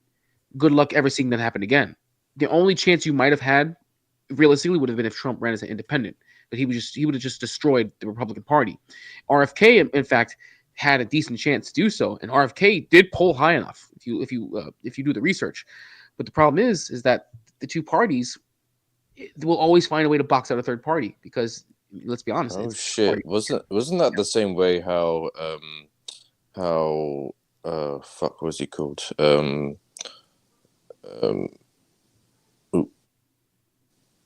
Anyway, never mind about that. The point is that these independent parties are just a way to signal. Like the Republican might have a rhino, and the Republican voters would vote for independent to signal that they don't approve of the rhino, even though it certainly means that the Democrat will win. So. It's unfortunate because at least I don't know how it is throughout the rest of the world. I mean, but at least I know that as far as the U.S. is concerned, socially we will always trend towards the left. I've had a lot of people who are in like deeper in political spheres say that that's incorrect, but if you just look at it historically, socially our society trends towards the left. We slowly do so. That seems to be the natural progression. Otherwise, you wouldn't have the abolition of slavery. You wouldn't have women being able to own property and vote. You wouldn't have the Civil Rights Act. You wouldn't have Native Americans being able to not only own land outside of reservations, but also not having to pay federal taxes, even though that's like their form of reparations. But like slowly, and you wouldn't also have the ABC problem that we have over here as well. But that shows you, I don't know how bad it is for you guys over there. Over here, it's fucking nightmarish. Over here, it's absolutely insane. So I know this is a little bit of a tangent. I just want to quickly just get your take on this, Jay. The Native Americans have reservations where they don't have to pay federal tax. Do they have any kind of state tax that they have to pay? So they do still pay state taxes because technically the way that the U.S. government is operated, technically each state here works kind of like how the European Union does, where each state can make its own laws, they can set its own taxes. If a state really wants to, they can put their National Guard on its borders and say no one else can come in here. The problem is that kind of looks weird, and then you end up trying to. It looks like you're seceding from the union, which is illegal. So a Native American reservation, if they work it out with the state, can if they can agree with it, not pay state taxes, but the state doesn't want that because not all, but a good amount of Native American reservations will in fact put businesses, particularly casinos, which are extremely lucrative because they don't have to pay federal taxes. The closest one to me is Mohegan Sun. That place is lit. Those people are making a shitload of money. Mohegan Sun's in Connecticut, by the way, my home state. Mm-hmm. But it really all depends because you have to also keep this in mind too, is that in the United States, Native American reservations are sovereign. They don't have to necessarily follow state laws within their own territory. They have to follow federal law. So even if a state says you have to pay this X tax for whatever, they just say no. They could, they don't, because then They don't Well, have that to pay will federal put them taxes. The in federal bad, government's okay bad with that. light with the state, and it will It put would. them at It would. odds with the state and all With that. the state, and they don't want that. And plus, the state wants the revenue that they'll bring in, so they'll play nice. But the thing is, though, is that reservations don't have to follow outside of the taxes. Well, yeah, technically, it is a law to pay tax, right? But outside of that, they don't have to pay. They don't have to follow state laws. They're only bound to federal laws. That's it. Once you go inside of a reservation, It's a sovereign. outside of federal laws, it's sovereign. It's sovereign territory. And if you commit crimes on a reservation, you have to go to their courts and their judges and abide by their law. Technically, a Native American reservation can have alliances and treaties with, and they do, by the way, with countries outside of what the federal government does because they're considered sovereign. So And technically, imports and it is a weird exports, situation. because the thing is, Yes, for ahead. example, imports and exports. Well, those imports are going to come through a dock, which won't be on their reservation unless they have sea access, seaports. How does? I mean, there's going to be a lot of complications, right? Can I just Oh, just sorry, ask? Jamie, go on. Is it all federal land because of the Louisiana yeah, Purchase. yeah, exactly. So you have to okay. So most of the reservations in the United States are not in Louisiana. There are some, but most are not in Louisiana Purchase territory. A lot of them are in the west or the southwest. A lot of desert territory, because when the United States, following the Indian Wars, they uprooted as many of the Native Americans as they could, and they shipped them out west to reservations, basically to shit land where they couldn't survive. Now they've reclaimed some of that territory, i.e., like in the Northeast where they're killing it and they're making a shitload of money. Some areas in Vegas, there are Native Americans there. They make a shitload of money.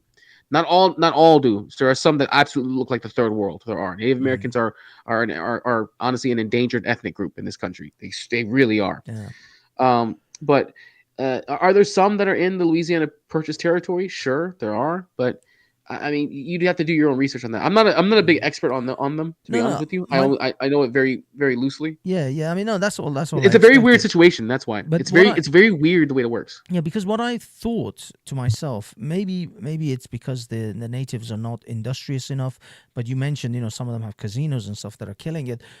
That's the point. Why aren't these guys? Because if you have a piece of land that you don't pay taxes on, that you don't have to pay federal taxes, that gives you a massive leg up to be able to actually build, economies and build finance, build industries.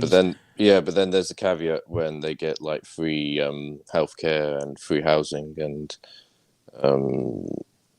the welfare state, The welfare state probably appeases them, so it keeps them lazy from actually having to go out there and build exactly. it. But exactly. But what I'm saying is, I'm sorry. Go ahead. No, but that's I took that into account because I think that's the kind of thing that happens in Canada with the natives. They have a similar situation in Canada where the natives have kind of autonomy and they're probably tax exempt on a bunch of stuff. But the Canadian government appeases them with so much benefit that most of these people just spend the days fat and drunk, and they don't really bother doing anything. And I think maybe that is because if these people had the same industrious mindset as, let's say, the Japanese, they would literally build Tokyo on one of their reservations and crush it and have spaceships or whatever, because they could literally build economies outside of the tax system, which will make them millionaires. It's more than that, because some of these reservations never actually bounced back. They just lived in perpetual poverty. They just never bounced back. They didn't really have the natural resources, or the people who were industrious didn't bother staying because they knew it was like a sinking ship, and the people who stayed there, like you said, to your credit, with the welfare state that's created there, but also because they have such crippling poverty. I'm talking like third world poverty. They also have third world crime. Native Americans in this country, honestly, they're one of I forget the stat exactly, so please don't quote me on that. But I want to say they're either number one or number two as far as ethnic groups that are killed due to crime. And within their own race, actually. Within their own. Oh yeah. So that's another thing is that we all get the attention from the Black African American crime, but that's because it's all in the cities. But yes. But what you're talking about is in the reservations, so it's kind of like and they massacre each other. And also keep in mind, I understand, and to your point, it wouldn't make sense that because they don't pay federal taxes, they could create a parallel economy with the amount of money they save. But people tend to forget this part. Is the holdover of Native American tribes is that they're still tribal, even amongst themselves. Don't get it twisted. That has not gone away. They can say, yeah, we're Native Americans, but you're not my tribe. So I don't have to worry about you. And that's just how it is, though. Because if they could Every actually ethnic group is like coordinate amongst different reservations and actually assist, you know, what we're talking logistics. For example, you want to build a casino, you need, you know, logistics, building. What's it called? They don't need building permissions because they can build whatever the hell they want. It's their land, but they obviously need all the material, building material, and the know-how and architects and so on and so forth. But if they actually coordinated, oh my God, it would be devastating. They could literally make billions upon billions. If they would make companies like Amazon and Elon, X and all that look like nothing. That's why I thought all the fuss back in 2017 about the Keystone Pipeline was bullshit. bro, Because think about this: it was bro. federal land, and they had to build it through. They had to build it through a reservation. Well, if that was the case, then why didn't they realize who they were dealing with? They could have went to Trump and said, "Hey, listen, we know you're going to build this. You want to create jobs? Cut us a deal." That's Bro. billions of dollars of oil coming through, and that reservation could have made bank. You could have seen millionaires made overnight. Overnight, you could have seen them made just for letting a pipeline be built and oil to flow through. And they No, simply forget have that land shit. charges. Forget or- that. Yeah. That's like leaning on the Eastern Access, right? The Native American Indians, they have no idea what gold mine just through heritage and spirituality and ethos. They're look around the Eastern European, not the Eastern European, the European and the American sort of cultures, how they've appropriated American Indian. I've got a dream catcher above my fucking window. Where's that come from? Native American Indians. Hong Kong or You know? or Yeah. Well, no, Yeah, you're right. This should be in China. Cambodia or somewhere. It's probably Vietnamese made, to be honest. Three. Yeah. You're right. Yeah. Banks is right. It's been appropriated. And fortune cookies don't actually come from China. Yeah. They're I've got literally an American invention. I've got 3 Native American death masks with full headgear and feathers and everything. Funny enough, I looked at them when I bought them. I looked at them and I thought, this ain't genuine. And within 6 months, all the feathers died off. All the feathers fell off. You know, the only man on this panel is the man in the middle at the top. What's his name? Jay. Jay, you can call me Jay. Genuine Indian. Right, no, bro. He's not. No, I'm not. Well, I mean, depends on how you look at it. More Indian than me. So ethnic. I mean, technically, I got more. Well, I'm not Native American by the standards you're thinking of. No, I'm not. Do you know what I'm saying though? I see what you mean. Yeah, I get the connotation you're I'm going with. buying this stuff. You have to understand though. I want to feel. I'm buying this stuff because I want to feel a part of this stuff. I feel like, yeah, the Native American Indians had some connection with nature. I'm buying it because I want to have some connection with nature too. Do you see what you guys have got? You got this gold. You got this gift. Lost based as well, gentlemen. I'm actually. This good job that base actually kind of gave me the little thing because I got to get some sleep. I have to work in the morning. So, guys, final thoughts. Jay, Tom, what's your final thought, mate? Just give us your final thoughts, and then we'll move on. My final thought was to the man with the beanie in the middle. What's your name, bro? Jay. It's Jay. Yeah. Like, look, bro. Stand up, be proud, be yourself, stand up for your people. Don't sell yourself out, man. We've sold ourselves out, us Westerners, bro. We sold ourselves I'm a Westerner too. Yeah, we sold our aunties, our uncles, you know, anything for a Dogecoin. Exactly. But I also want to say, Banksy. Yes, sir. You have no idea how powerful you are, my young lad. I hope. My youngster. I thank you, sir. I thank you. Thank you, Tom. I'm gonna drop you, and then Jay, give us your final thoughts, my good sir. Yeah, this was great actually. I'm glad I got to finally catch one of your open panels. I'm glad being a Brit is not a requirement. It's actually very very fun, to be honest. And I actually enjoy coming on Brit panels, to be honest. Most times they just talk shit about the fact that I'm an American, and I tell them how we beat them in 2 wars and saved them from 2 others. But other than that, though, I'm like, I actually love the fact that I can talk to people from across the pond. I think you guys are hilarious. For the most part, you guys have pretty good decorum. Some of y'all, you listen, man. I'm drinking too, but some of y'all, you just gotta like, you gotta gauge it properly. I know how this game works. Okay, trust me. I've been on the YouTube streets for a couple of years. I'm right there with you, my guy. I'm right there with y'all. Yes. May I show my shit for a moment? Is that okay with you? Show away. Oh, shill. Okay. Yeah, go for it, man. So guys, I'm Jay Rillo. That's my full username. My channel is called Jay's Hot Topics. I'm more on the American side of things, on my side of the pond, but I do like to cover geopolitics. So I do cover things from across the pond, on your side of the pond, actually quite a bit. I cover geopolitics, U.S. politics. I cover economics. I cover finance. I cover also trending topics. Plus, I do fun stuff too. You know, sometimes we do geek outs. I'm doing the watch party. We're finishing up Squid Game 2 tonight. So, guys, if you ever get the chance, come on over to my YouTube channel. It's Jay's Hot Topics. My Twitter, my Rumble are the exact same.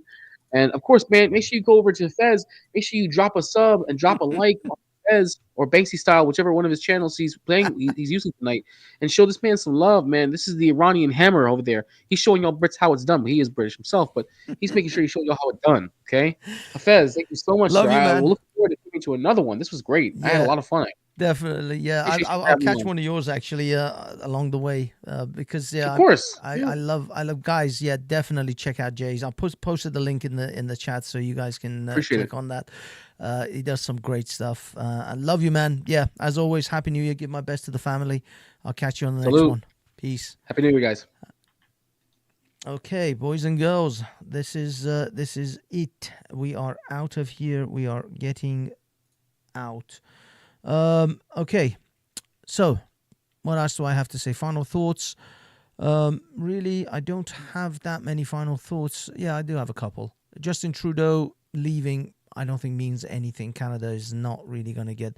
I hope Canada gets a slightly more conservative next government. I think Canada is probably going to go into an election possibly this year, maybe next year.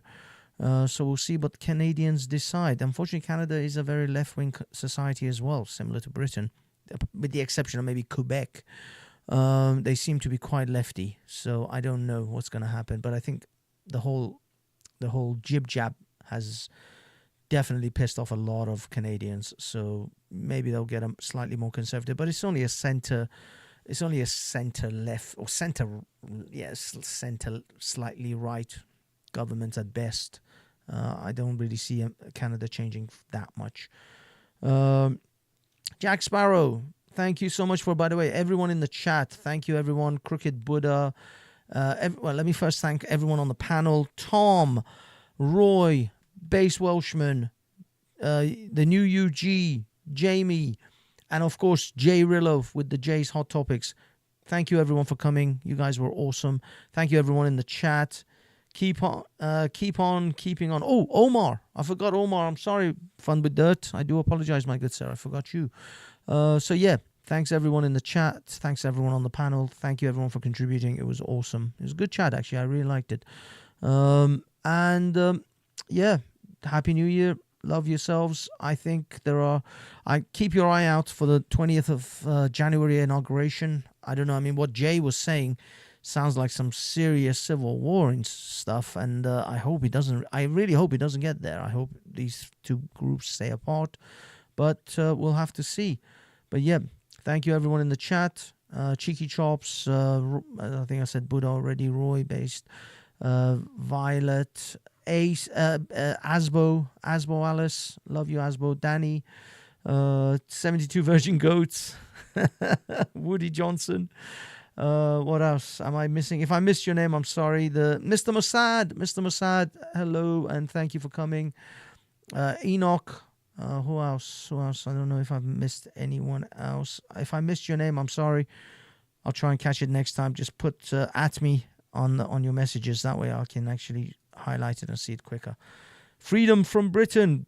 Thank you, Jack Sparrow at the end. And yeah, that's it. I think I've read everyone. Let us play us out. What are we going to play, boys and girls? Some music. All right. Remember to like and subscribe. Obviously, go to Half-As Reflex. And tonight, I should have gone out onto the streets. There was an actual protest in Leicester, in Leicester Square. It wasn't Leicester Square, Parliament Square. And I missed it. But it is what it is. It is very cold, though. It is very cold. It's kind of hard. Should have gone. But anyway, next one. Possibly catch me on Saturday and Sunday in those London streets. She belongs to the street. Yeah, I'll bring you whatever the hell's going on in London. In Half-As Reflex, though. You're at Banksy Style, so if you're here, like and subscribe here. But to be honest with you, go to Half-As. Half-As is where it's at. That's where I'm going to be doing most of my on the street stuff. And maybe I'll start a series of in-house commentary as well and responses to certain events. But we'll see. For now, I love you. I thank you. Hit that like on your way out. And peace. Let's do this thing. Walking down the pavement gray, voices whisper, shadows play. City lights, a dazzling show. Truth in bits on breezes blow. New tales on the corner spread. Eyes that hide what's left unsaid. Papers rustle, headlines bold. Stories new and stories He's got his up. News from the streets of London town. Echoes in alleys spinning round.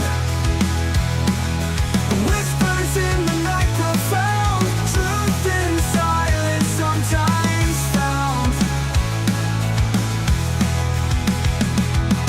Sidewalk poets lost in thought. Dreams and hopes that can't be bought. Passing strangers, stories shared in the city's heartbeat. Lonely lights on cobbled lanes. Rain that whispers like refrains. Footsteps echo nights unknown. City breathes a life its own. News from the